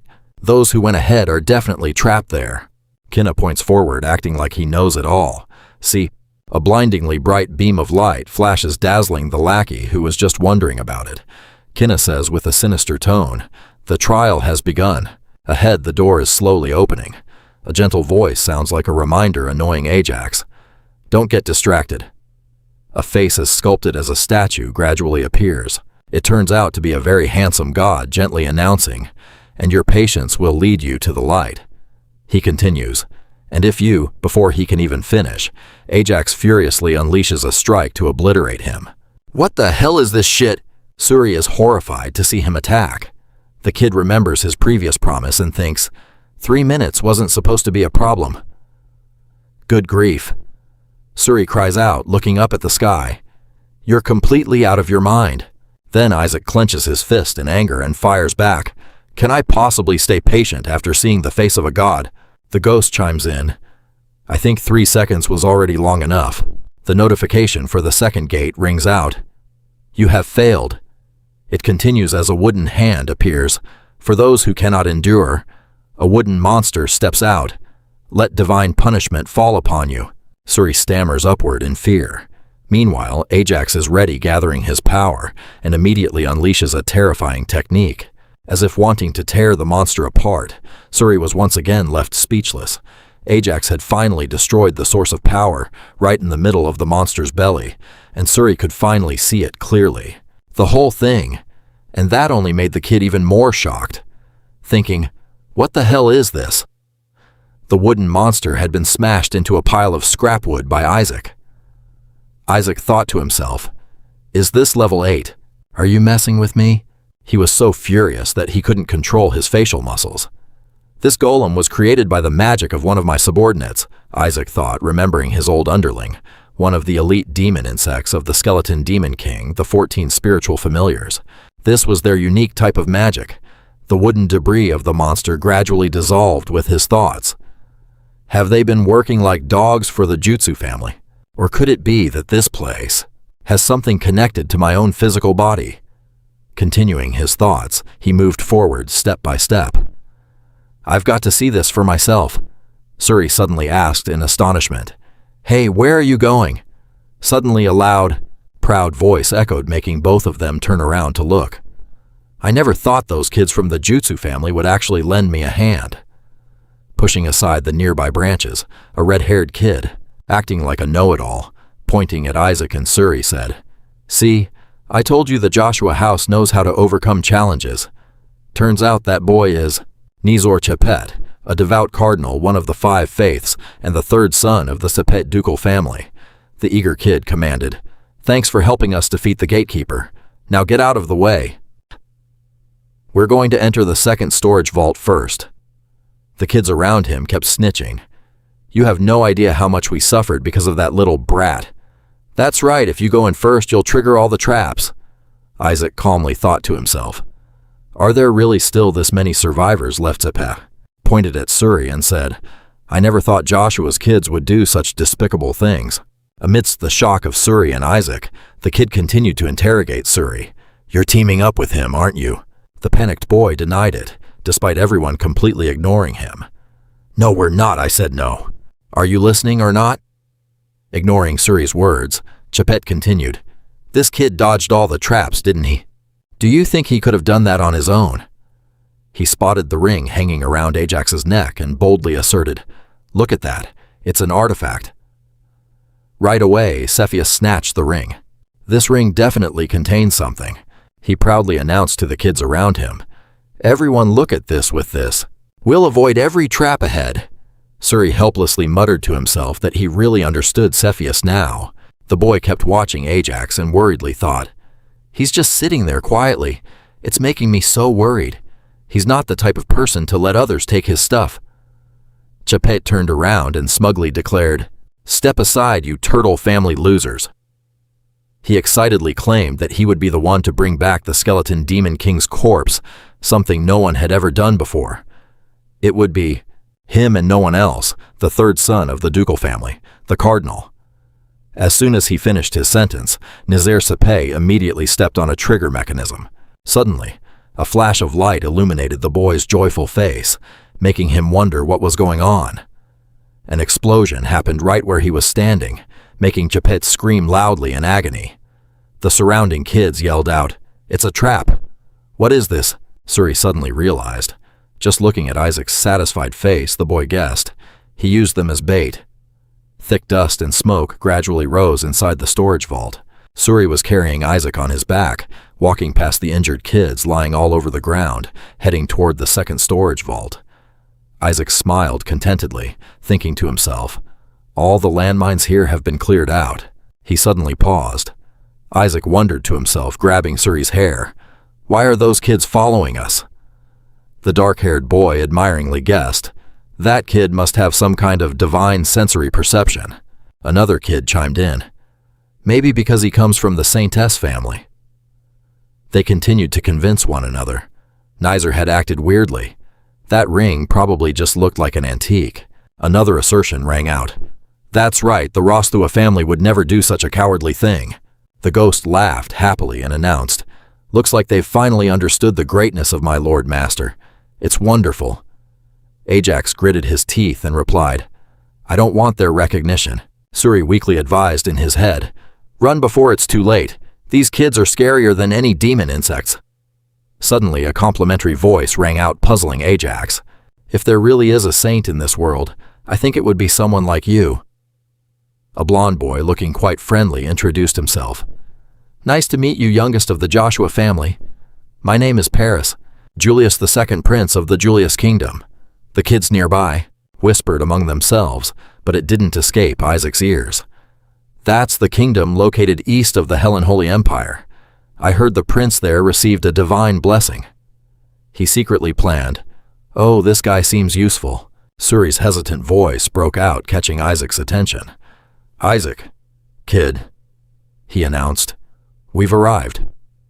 Suri looked up at the door and said, This is the door to the third storage vault. 2 glowing circles burst with blinding light, welcoming the candidates. A headless angel with wings gradually appeared. Continuing this was the memory floor. The gatekeeper angel solemnly declared, Show your determination and courage. The surrounding kids cheered with joy amid Suri's anxiety. All right, we can move on to the next storage vault. It's a good thing we went. Following him instead of Nizer, we'll get the skeleton demon king's corpse. The gatekeepers continued. The trial is simple: defeat us and claim the glory. The kids kept guessing. They said to show courage, so we have to fight them right. Let's try it. Azak stared straight at the gatekeepers, pondering. That gatekeeper. Could it be? He instantly came up with a plan. Oh, right. Isaac broke into a sinister smile, thinking, This is going to be so entertaining. He waved his hand toward the kids. Not understanding, they asked Isaac back. Meanwhile, Suri seemed to realize something. Isaac's decisions were always right. The gatekeepers were lying. The boy remembered and analyzed.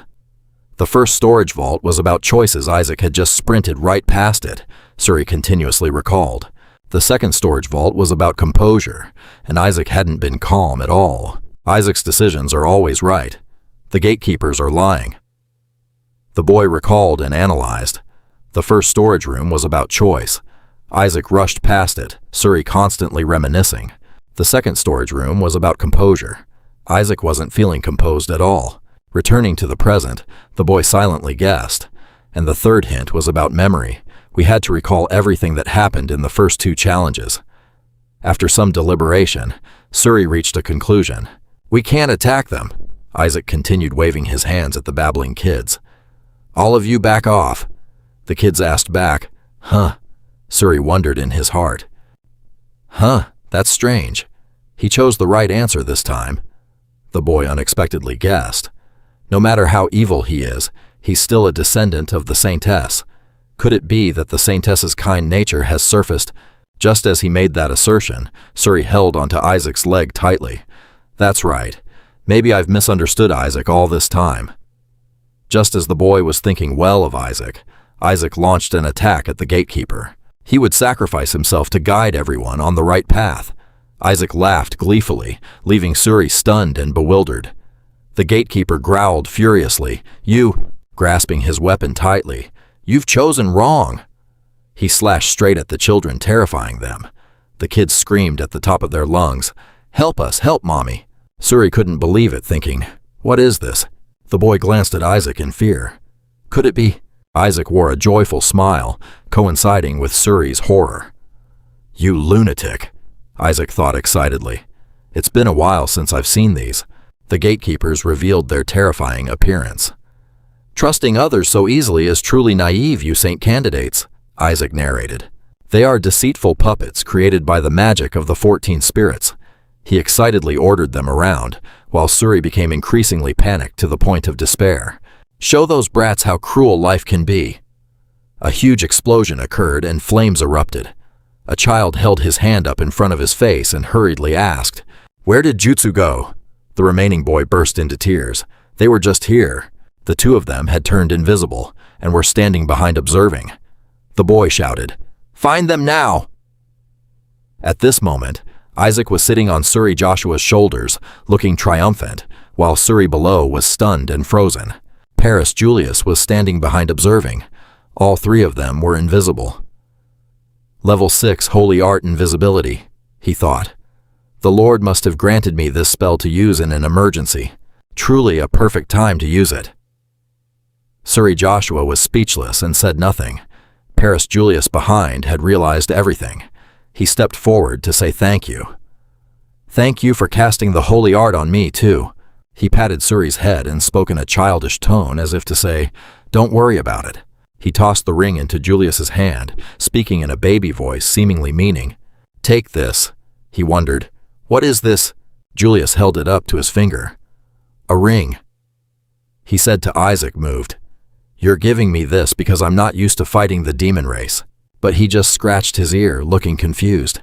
He took the ring and sincerely said, "Thank you so much. I won't forget this kindness." As he was holding the ring, a red circle suddenly surrounded it. "Your words, I will pass them on to my father." Before he could finish his sentence, he suddenly screamed, "A phantom!" The observer standing behind applauded triumphantly. "Isaac is truly my master." He laughed delightedly, as if to say, "The greatest holy power belongs to the prince." Suri Joshua looked up uncomfortably. "Sir, what kind of monster have you brought into our family?" The voices of the kids rang out. "Gather up, can anyone use protective holy power?" The children were casting spells. The older boy said, "I will use the protective holy power first. The other child stand behind me." The gatekeepers attacked powerfully, warning them, "Accept your punishment." The boy signaled with his hand, "It's time." The other child gathered strength to strike, preparing to take this on. The boy unleashed the technique, but before he could throw it, he tripped and fell flat on the ground. The other friend standing in front saw this and was stunned. Then he turned back to ask him, "Hey, what's wrong?" The magic ring flew toward the back, and the boy saw it and hurriedly asked, "What is happening?" At this moment, he was controlled by the ring's magic and knelt on the ground. The gatekeeper was bewildered, not knowing what had happened. He jumped up to observe his surroundings. "Is there anyone else who believed their lies?" "Ours." The observer phantom immediately reported to Isaac in this way. "The ring has absorbed all of the children's holy power." He pointed toward his left as if wanting to order it to follow. "Go that way. Go now." It immediately obeyed. "Very well, as you wish." "Hey, what's wrong? Don't feel unattacked, kid." The observer phantom immediately flew in that direction. After seeing his friend fall, the child asked, "Hey, what's wrong?" The gatekeeper thought, "Don't feel unattacked, kid." He thought further, "Lewis's lie. Don't attack the neutralized enemy who fainted. After having their power drained, it's better than getting hurt." The observer phantom drained all of the boy's holy power and reported to Isaac, "Master, it's almost done." A golden red light appeared. It wondered, "What is that?" A figure appeared, making it terrified, and it was thrown far away. A voice spoke up, surprising them all. "Found you." It was Kinnaberry. He came here to find Isaac Joshua. At this moment, Isaac looked at him with disgust, thinking to himself, "I wondered where he had gone." Finally, he shows up. Suri below was filled with fear. "Oh my God, I know he's a genius, but this is..." He conjured a pair of wings. Those were the wings of an eagle. Everyone was in awe. Summoning holy spirits at that age is seriously overpowered, you know. Raising his hand, he spoke up. Well, Jack, you really caught me off guard. I honestly didn't think anyone else would be here, capable of beating back demonic forces aside from me." He pulled back his holy spirit and continued, "Or are you just pulling another fast one, setting traps for other kids like you did in the first trial?" Just as he was about to keep going, the other kids cut him off, with one of them rushing to defend that kid. He actually stepped up and took the trial for us instead. A kid right next to them chimed in. He even showed us which way we needed to go. They all emphasized that he was literally their savior. Anyone who says otherwise is just, "Are these kids completely out of their minds?" The observer standing nearby muttered, asking if this was what the world called blind obedience. Call it blind loyalty or whatever. Keena Barrett whipped around, shooting them a look full of resentment, and snapped, "Your savior, huh? Aren't you guys supposed to be candidate saints? Have you no shame? I can't believe you actually needed a kid like that to bail you out." The two of them flared up instantly and shot back at him. "Look who's talking. You literally hid in the back the entire way. While we were out there dealing with traps, you did absolute jack squat." The others started dogpiling on Keena Barrett too, shouting, "She's right. Isaac acts way more like a saint than you ever will." The noise just wouldn't stop as they piled it on. "You dodged every single trouble that came our way. The second we get out of here, we're telling our parents everything."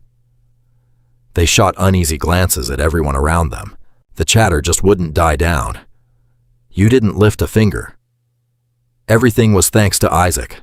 We're telling our parents that backing the Joshua family is the only smart move left.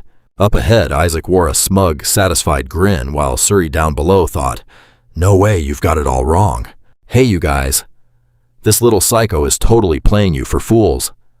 But the kid fired back, "Without them, we'd be in deep trouble."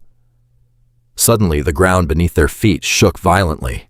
Everyone spun around in pure shock to see a massive sphere rolling straight toward them. The whole place was shaking like crazy. They rushed over toward a set of doors and someone asked, "Is that the entrance to the third archive or what?" Another voice immediately answered, "Pretty sure it is. Does that mean the second trial is officially cleared then?" They all nodded in agreement. "Looks like it." Suddenly, the sphere chimed with a robotic announcement. "Congratulations to the candidates for clearing the second trial. I am the final guardian protecting this archive." It kept going.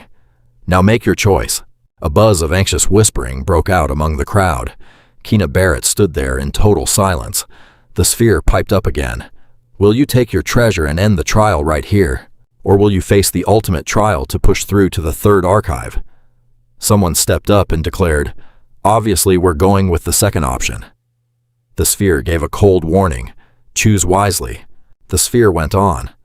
"Will you take the safe treasure and end the trial here? Or will you risk it all in the trial to reach the third archive?" It laid out the terms. If you conquer the trial, the treasures of the third archive are yours. But if you fail, his chilling words left everyone stunned. "You will die," the observer quickly warned. "Isaac Master." Based on the sheer amount of mana I'm picking up from that voice, his expression darkened as if to say, "Yeah, I know. That's a dragon." He chuckled darkly to himself, thinking, well, if it's a dragon, then his warning about dying is probably no joke. One of the kids piped up, "Screw it, I'm doing the trial. We've come way too far to back out now." Another person jumped in, agreeing wholeheartedly. "Totally. If we can actually score the treasure from the third archive, we're guaranteed to become saints." They all started hyping each other up. "Count me in. I'm going into the third archive." Hearing that the sphere announced, "So you've chosen to face the trial, despite the lethal danger." It added, "Splendid." Everyone gasped in shock. "Then face the trial head on." The sphere boomed. "All of you who aspire to become saints." With a deafening blast, the sphere blew itself to pieces, catching everyone off guard. It left behind only one final echo. "Face the trial." While everyone else looked terrified and annoyed, Isaac was the only one buzzing with pure excitement. The sphere's voice rang out once more. "The final trial is quite simple." They spotted a sacred statue right in front of them as the voice declared, "Praise and worship your divine entity."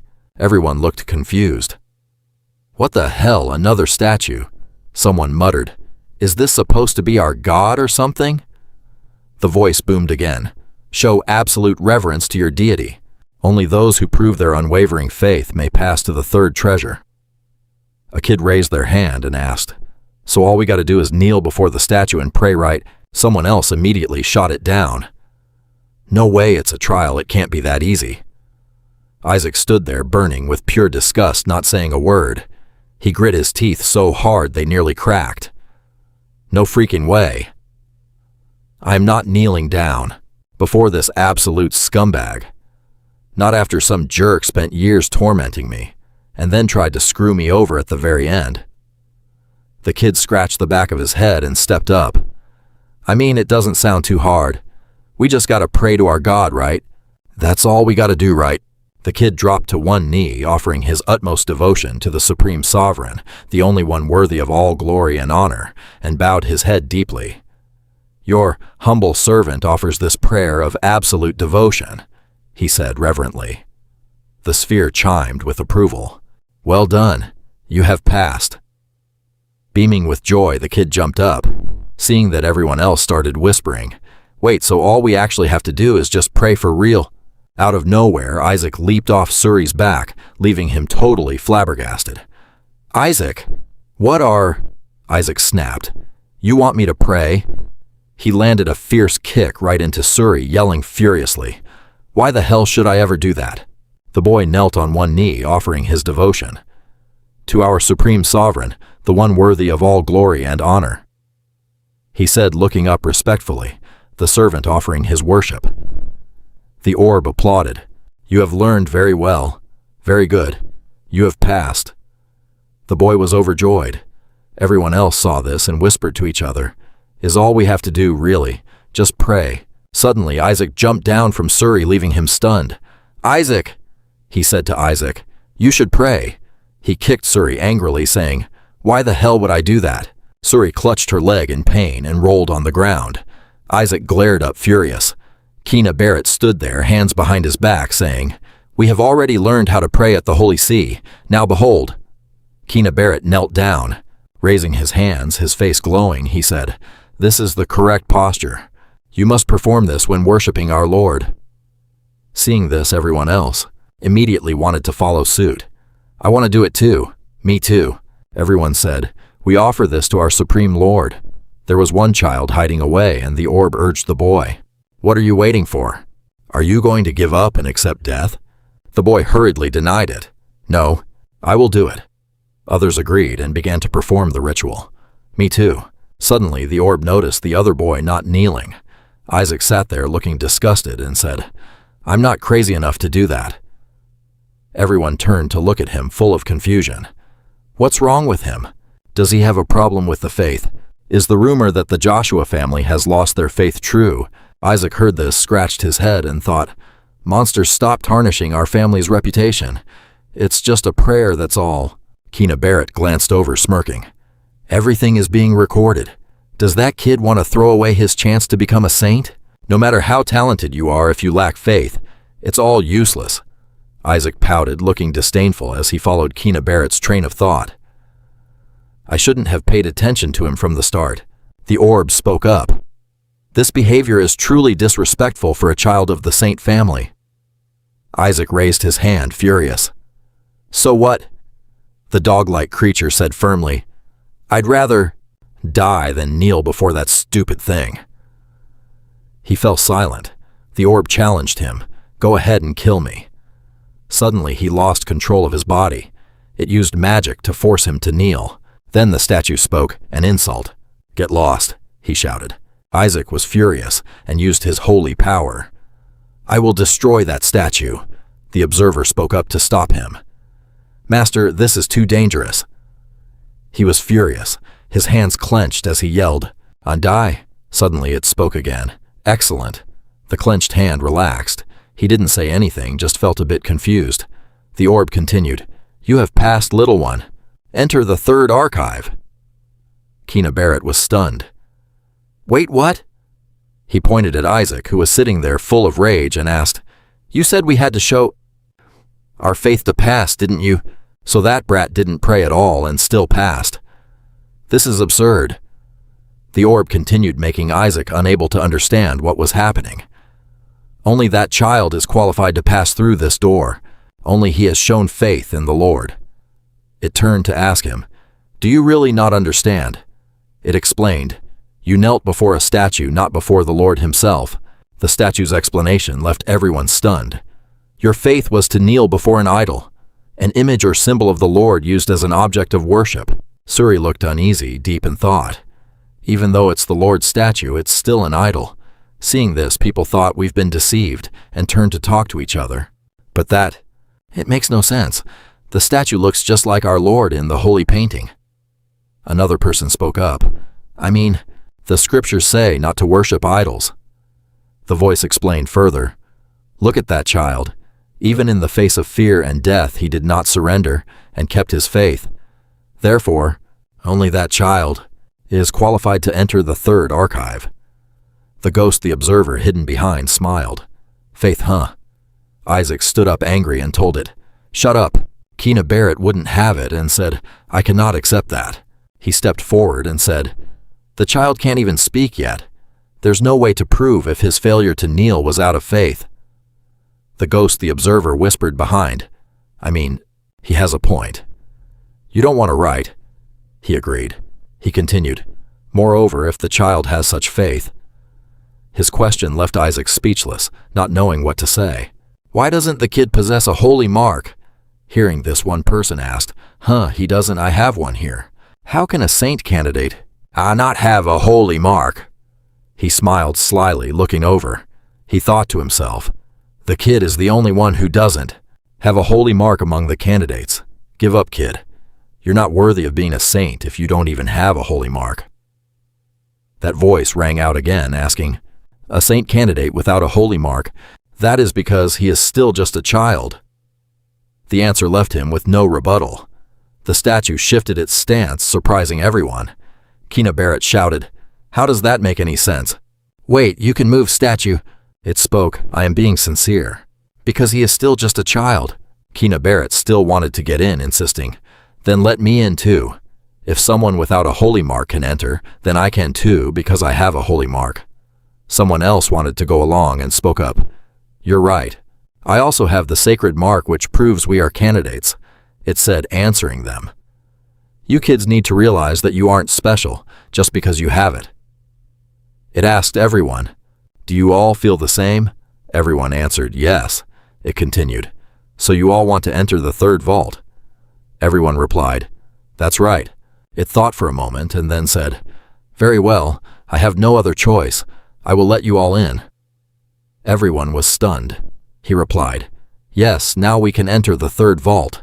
Then Suri was stunned, thinking to herself, is he really letting us in that easily? It immediately continued, I mean, if you want to fly into the fire like moths, then go right ahead. The statue gradually began to fade, leaving everyone bewildered. Fine, I will let you in. The door opened. That dark light hung in the air like poison. Everyone inhaled it and immediately felt breathless. The voice continued, can you feel it? That is the dark magic radiating from, the body of the Skeleton King. Know your place, you fools. I had already intended to spare those who couldn't handle the dark magic. Everyone struggled to breathe, collapsing to the ground and coughing. They couldn't endure it at all. At this moment, Isaac the eldest thought triumphantly, yes, I'm so excited. My body. The body of the Skeleton King. My body is lying there. He raised his hand to wipe away his drool, his gaze losing its humanity, looking utterly ravenous as he muttered, oh my, look at all that dark mana spilling out. Isaac's mouth curled into a savage grin. The other children sensed it, but they had the complete opposite reaction looking at him. Fwa, in astonishment and exclaiming together, look at that child. He has proven his faith. That is the face of a brave warrior. But they quickly noticed something abnormal and widened their eyes in terror. His eyes have lost focus. What kind of child is like this? The golden energy crystal sphere spoke again, its voice filled with power. Overwhelming the children, the voice of the god resonated. It is not too late. Those who cannot smile in the face of death may turn back and leave. The voice echoed, giving them a choice. If you give up here, I will allow you to choose one treasure from the second vault. Suri looked at that black energy in terror, trembling and hesitant. Damn it, how am I supposed to get through that dark mana? The other children were no exception. They huddled on the ground in fear, tears streaming down. No, don't go in. We might actually die. I think I should just choose the best item in the second vault. A calm, steady step walked forward, declaring loudly, no, I don't need anything from the second vault. Only Kinnaberry stood up firmly to face it all. We are heading to the third vault, he demanded boldly, and please activate all the traps in the third vault. The two cowardly children heard this and became even more terrified, cursing the madman under their breath. The sphere was a bit excited and said, oh, are you serious? Kinnaberry spread his arms and explained, no saint in history has ever been able to retrieve the body of the Skeleton King, not even the famous Saintess Melissa. The crystal, a sphere immediately praised him. It seems you know something about the third vault, don't you? But he was very confident in his own deduction. There is no way Saintess Melissa would just leave children to die. I know for a fact there are preventive measures. Kinnaberry raised his hand, asserting, I don't want to hear about how we've already received the treasure, without any obstacles. His eyes were full of confidence and determination as he loudly declared, therefore, please return the third vault to its original dangerous state, so that I can receive an evaluation even better than the Saintess herself. Isaac sat propping his chin, eyeing him judgmentally. This brat has also lost his mind. The sphere confirmed and agreed to Kinaberry's request, replying, "If that's what you say, then so be it." It continued, its body radiating a powerful golden light along, with a stream of black energy making the children anxious and defensive. It would certainly help determine more clearly who the true saint was. A child cried out, pushing Kinaberry away, screaming, "You go in yourself." But unexpectedly, that black energy engulfed everyone, making them levitate. "Why drag us along, too?" Their feet struggled to move, but they were easily lifted up. Everyone was teleported to another room. The children, still not yet recovered or calm, collapsed and gasped for air. In contrast, Isaac appeared excited, looking around. "Oh, what a mess." The ghost observed and noticed something, panicking as he pointed and reported, "Look over there, Master." He pointed into the distance where a dark hand was on display. Seeing the skeletal arm radiating dark aura, he was overjoyed, as if he had found a treasure, blurting out, "It's your body, Master." Isaac gleefully clenched his fists, his mouth twisted into a terrifying grin that stretched to his ears, praising, "Well done, my child. I mean, my body." It had absorbed the energy in the third vault.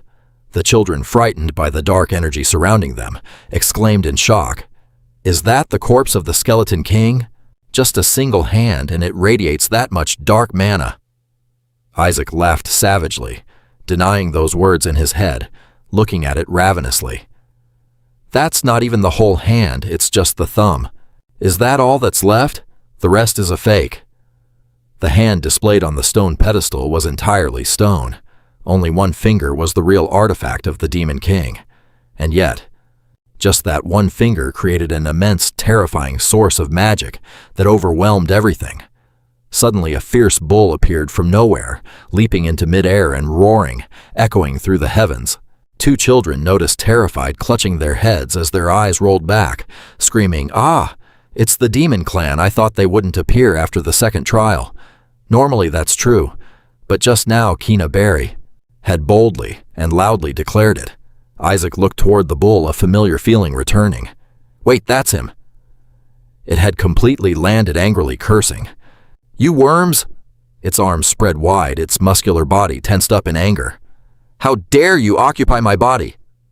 A child panicked, pointed at Kinaberry. "It's all because of you. How are you going to take responsibility for this?" But he was incredibly confident, calmly waving his hand and turning to walk forward. "Believe in me. I will ensure that all of you can leave this place with a treasure." With a confident face and a triumphant smile, he calculated in his head. The 14 elite subordinates of the Skeleton King were trained by him, but they are just idiots captured by the Pope's family. Because he had a high-level item, Kinaberry was extremely confident, standing to face the fierce bull.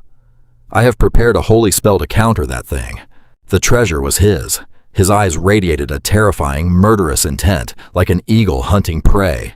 The power in his eyes was like a majestic, righteous god, threatening the Demon Clan and making him waver slightly. Isaac sat there, picking his ear, not caring at all. In contrast, the other children were astonished, their eyes widening, exclaiming, "That is the light of the Pope's family. This great power made Kinaberry." Even before he could finish his smug celebration, Kinaberry was frozen in terror by a voice ringing out. His attempt to claim the prize had failed. He turned pale. You're still alive." The demon, completely unaffected and even more ferocious than before, glared at him with pure hatred, snarling as it braced for battle. "You dare try to claim the body of my king!" Outside, at the entrance to the artifact vault, the representatives were gathered, growing anxious. What is going on in there? Communication had been cut off. A young man rushed over, clutching a document, shouting frantically, "We've got big trouble. The seal on the Demon Clan in the third vault has been broken." Upon hearing this, the two brothers of the Jutsu family were stunned. Simon, terrified, covered his mouth and asked, but there was no answer. Is that one of the 14 holy beasts?" He stood there trembling, his mind racing to understand how this was possible. If it really was one of the 14, everyone in the vault would be in grave danger. The representatives were desperate for a solution. What about the elders sent in to supervise? How did they let the children get into this mess? The two elders outside hesitated, stammering. We tried to disable the traps in the vault, but they vanished. Doesn't that mean the kids' lives are at stake? Panic began to set in. How could the children possibly handle a monster like that? We have to stop the trial and get them out. Suddenly, the gate behind them erupted in a blinding light. The members standing there squinted in confusion, shielding their eyes from the glare. What is this? Joshua Relay opened his eyes in shock. The artifact vault, it's opening. The light grew more intense, overpowering everything else, leaving everyone baffled. What is this blinding light? They stepped back on edge, warning each other. Please move away from the entrance. It's dangerous. Dark mana could pour out at any second. Wait. Someone pointed at the glowing gate. I don't sense the presence of the demon clan anymore, a bystander noted.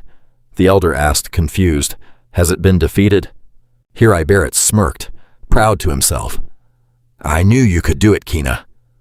Whispers began to spread through the crowd. It's the demon that guarded the skeleton of the Demon King. Wait, is he one of the kids who actually beat that thing? Simon X realized something, calling out to Relay in fear. Could it be? Relay bit his lip, his expression darkening as the crowd continued to murmur. It must be Kina Berry, right? Oh, of course, he comes from the Pope's family. Everyone swarmed Hirai Barrett, cheering, Congratulations, Cardinal, a result worthy of a candidate, ow. The Cardinal stood there, basking in the glory, looking toward the gate. It seems Kina has done well. Then his gaze shifted, turning cold as he looked at Joshua. Relay smiled wickedly in his heart, filled with contempt. Joshua, this is the end of your foolish defiance against the power of the Pope's family. Now that we have the Demon King's remains, you will all have to bow before us. His smile didn't fade. Instead, he plotted his next move. It's time to end your little theater, Demon Clan. A loud voice boomed, forcing Relay and Hirai to look over with contrasting emotions. Look, the children are coming out. Joshua Relay's anxiety was plain to see on his face. He bit his lip, whispering a silent prayer, as Asili watched the small figures emerging from the gate. Please be safe. The representatives stood waiting, their hearts in turmoil. The children stepped out shaken and crying, running into the arms of their loved ones. Joshua Relay saw them and felt a wave of relief. Some are injured, but only lightly, thank goodness. But the one he was waiting for most hadn't appeared. Relay stepped toward the gate, his anxiety mounting. The children who had entered the third vault were still not all back. His worries etched onto his face. Had they met with some disaster? Then a voice made them all jump. The kids. They're finally coming. The children walked out, looking gaunt and exhausted, moving like little old men, struggling with every step. Parents recognized their children and cheered with joy. Peter's father ran to his son, calling out, Peter, are you okay? The Jutsu family reunited, hugging tightly. Suri, my child. The father asked with deep concern, Are you all right? Are you hurt anywhere? Riley stood there, his face as cold as ice, consumed by dread. Where is Ajax? He saw everyone else reuniting, but his nephew was nowhere to be seen, leaving him deeply unsettled. Didn't Ajax come back with them? The Cardinal also stepped forward, calling out, Kina. But as he looked at his trembling son, the words he spoke weren't of concern, but of results and glory. What is that in your hand? Hirai Barrett pressed. Where is the skeleton of the Demon King? Kina worried about failing to deliver what his father demanded. Stammered, The Cardinal snapped in anger. Who told you to bring back such a useless thing? High above, an orb of light appeared in midair. A portal slowly opened, casting a blinding glow that forced everyone to look up. Someone gasped and pointed. Look at that. In the air, a golden wolf with shimmering fur appeared, looking divine. In its mouth, it carried a baby. A wolf. Everyone stared in astonishment, suddenly realizing something. Wait. They looked closer and saw the wolf carrying a newborn infant that was grinning mischievously. They shouted in unison, That's Ajax. The golden wolf slowly descended. Joshua Relay and Asili rushed forward in joy to check on him. Young Master Ajax. Asili immediately recognized it and said to Relay, Sir Relay, that wolf. It's a divine guardian beast that watches over the ruins. I never imagined this golden wolf held such a high status." Hearing this, Ajax clapped his hands, seemingly pleased with her knowledge. The wolf emanated a holy aura, with overwhelming presence. It was truly a holy dragon. She nodded. "That's right. It's the dragon hatchling that protects the treasury. Even though it's in the form of a wolf, the energy it gives off is clearly that of a holy dragon." Joshua Relay stared in amazement. "It's the dragon clan's own. The clan head, who has a deep connection with the dragons, must have summoned it to the ruins." Its very existence was noble. He leaned in toward his nephew and heard something strange, wondering, "What is that noise?"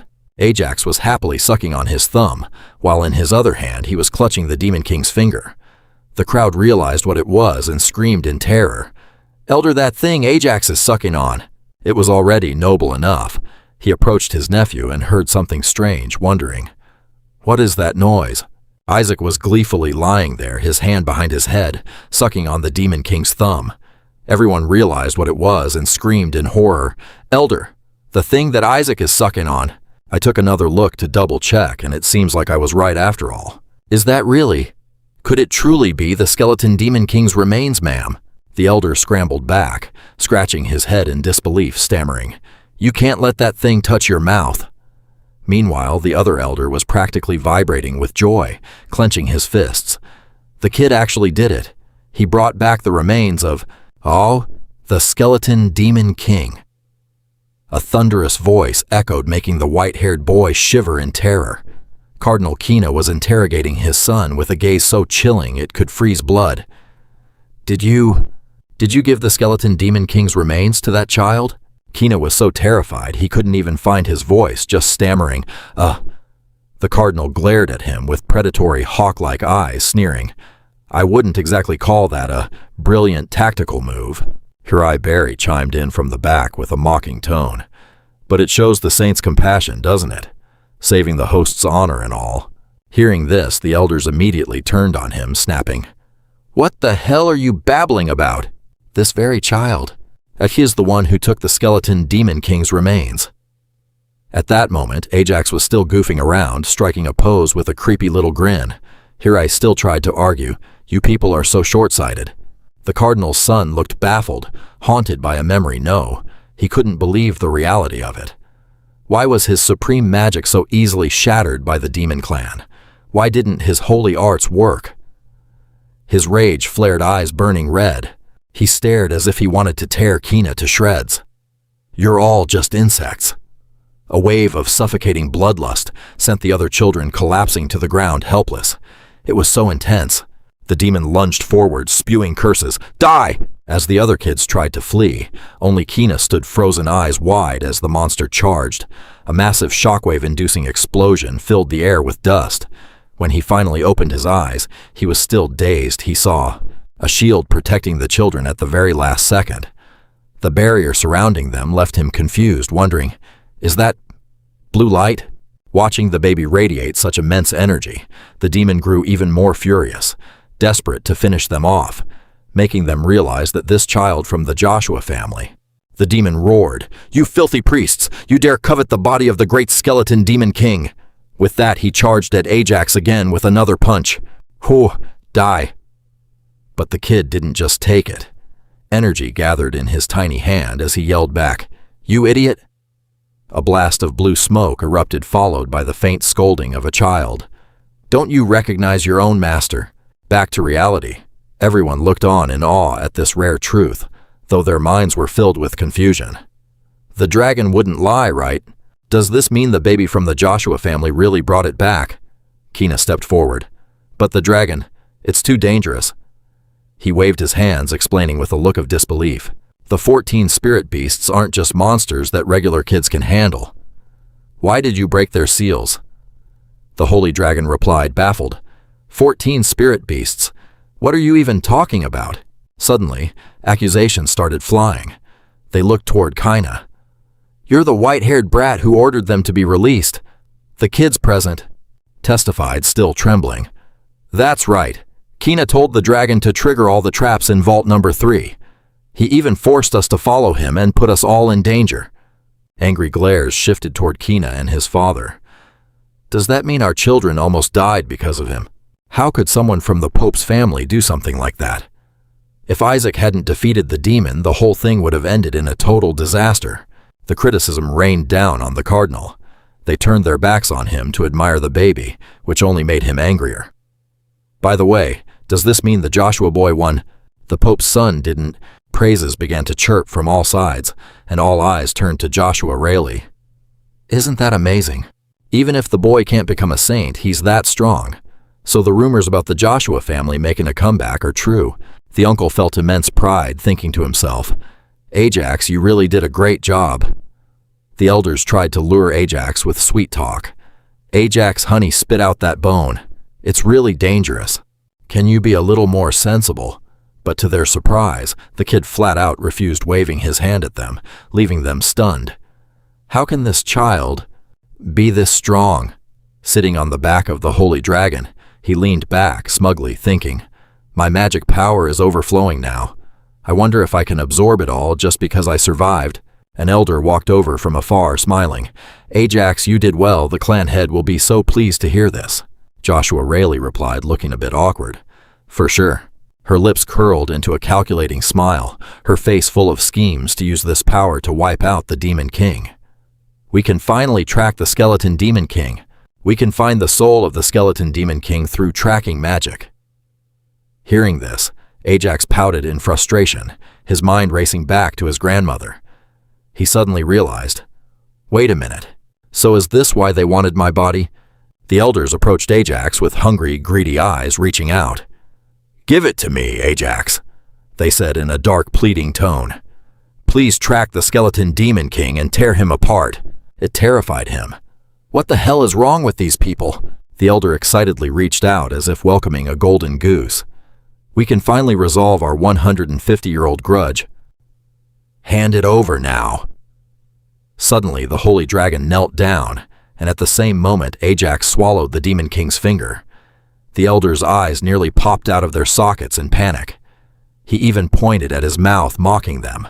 They were horrified, speechless. Then he and the wolf soared into the sky, leaving the cries of the lunatics echoing below. In the faraway palace, amidst white flowers and tears, the gossip continued. An elder asked anxiously, My lord, have you found it yet? The female elder replied, I don't think it's here. The female elder replied, I don't think it's here. The other elders also despaired one by one, lamenting why he wouldn't just show up. Isaac sat to the side, grinding his teeth, thinking, Keep searching for him all day long, see if you can actually find him. He glanced elsewhere, deep in thought. The incident at the ruin vault is bothering me more.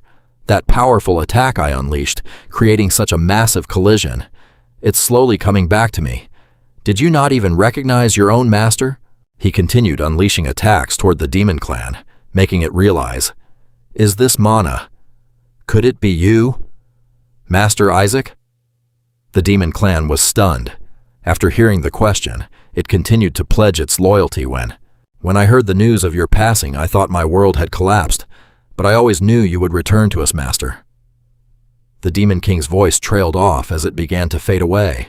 I need to serve you, Master. Isaac reached out as if to pull it back, but it was caught by the church. He cursed angrily. Damn it, speak clearly before you die. Wait, I still have so many things I need to ask you. Returning to reality, Isaac curiously speculated. The ones who captured him. They were people from the Pope's family, weren't they? A hand offered a bottle of milk while he was lost in thought, leaving him confused. I need to investigate this. It turned out to be Riley making a loud racket, while the ghost laughed mockingly. Isaac, go take a dump. He continued, ordering the servants, bring more a stronger type of laxative. While the ghost kept laughing in his face, Isaac snapped, This damn house! I'm going to flip everything upside down soon. The elder nervously bit his nails, saying, If the matriarch finds out, she might just wipe us all out. She really might rip the guts out of the boy seriously. Riley comforted him. Calm down, sir. The elder will be fine. Unable to keep his composure, the man also bit his nails and trembled, recounting, Even though she once dissected one of her own sons in the past, after all, the boy is her own grandson. Isaac thought, disbelieving. Her own son, you say? The ghost said helplessly to him. Didn't Melissa go on a pilgrimage here with the matriarch? Isaac calmly replied, Yes, it will take some time for them to finish. I just need to absorb all the mana before Melissa returns, then make a run for it. Google suddenly opened the door to Isaac's satisfaction. He stepped forward and made an announcement, leaving Riley bewildered. Google continued, The matriarch is calling for you, Isaac. Isaac looked over in shock. What? Riley asked in terror. Mom is already back. After a pilgrimage, she had never returned this early. He clenched his fists in fear. Damn it. Did they come back early because of me? Isaac placed a hand over his chest where the mana was stored, worrying. I haven't even absorbed all the mana yet. This is bad. He panicked, guessing.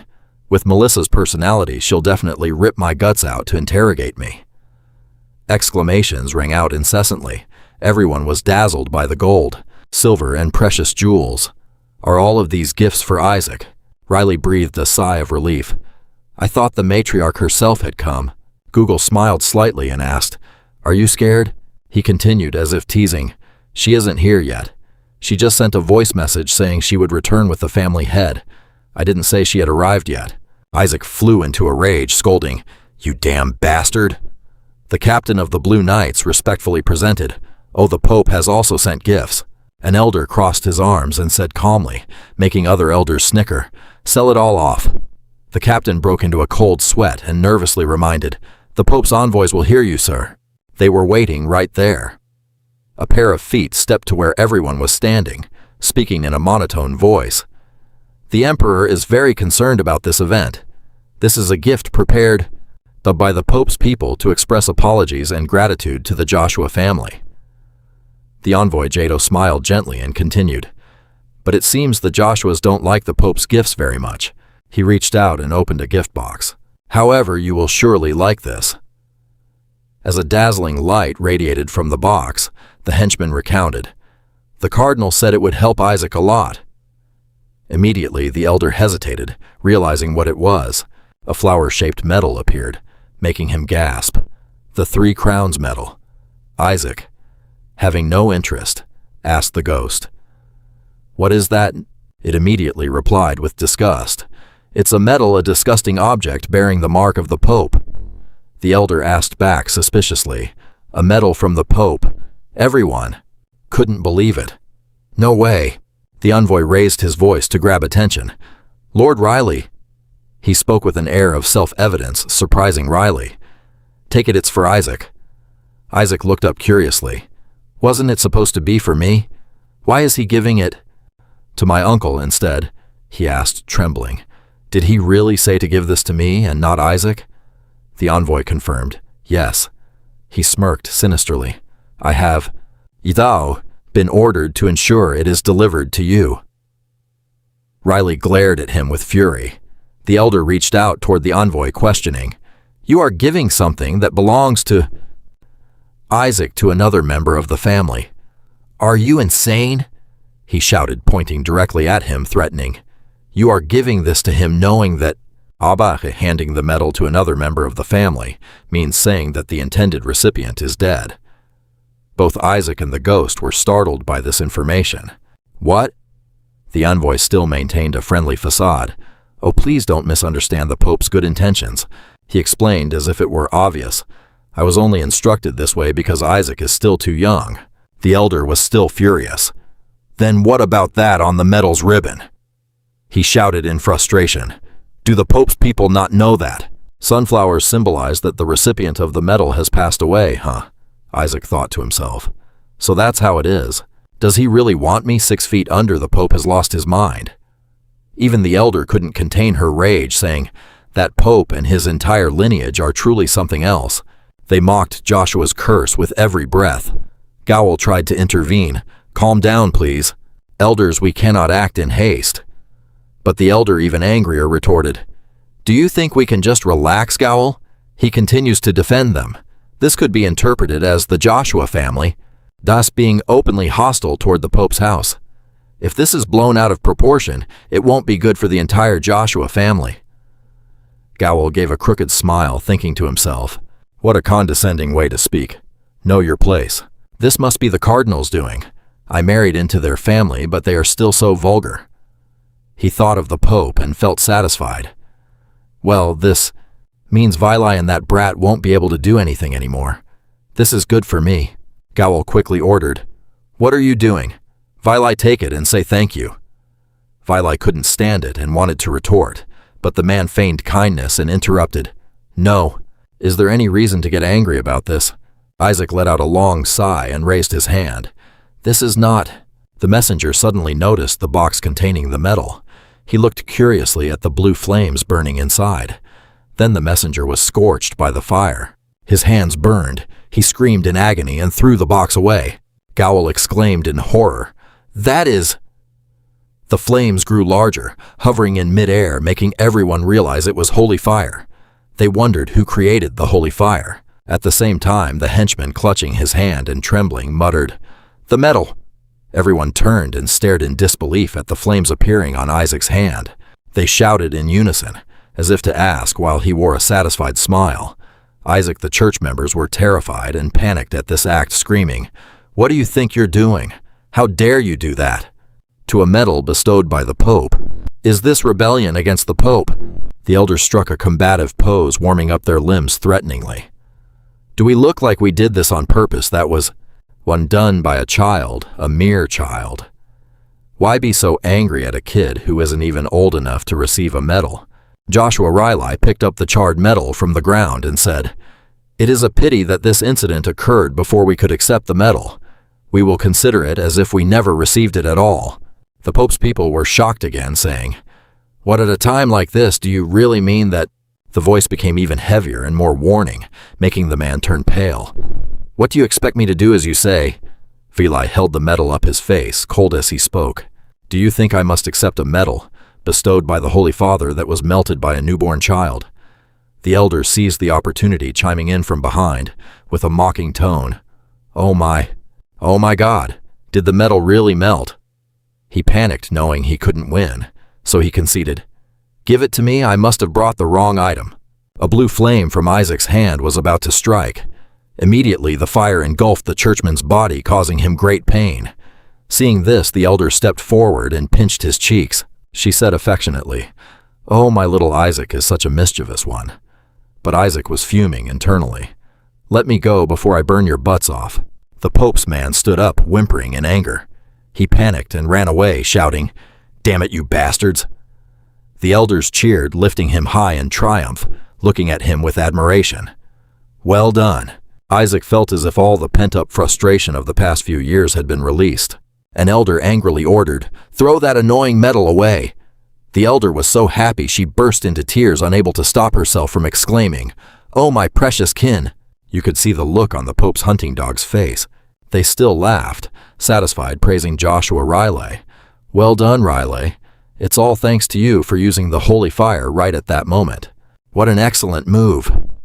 Riley stood there dumbfounded, not understanding what they were saying. The elder approached, speaking with a gleeful tone. Kid, don't play innocent. You cast the holy flame spell, Isaac. Riley was even more confused, scratching his cheek as he asked, Wasn't it you elders who cast it? The atmosphere turned silent. Everyone looked confused. They started shifting the explanation back and forth. The one who used the holy spell on you was you, Vili. Even when you entered the treasure vault. I only used the invisible holy spell. But Isaac used the flash step holy spell. The boy can use the flash step. Now the truth was revealed. They all looked at the child in horror and exclaimed, No way! Isaac sat indifferently, propping his leg up and scratching his ear amidst everyone's shock. Could it be that all those holy spells were cast by Isaac? Recalling the legendary book and item he had taken, that secret technique manual was a mythic-grade treasure. It allows you to instantly comprehend and master a technique.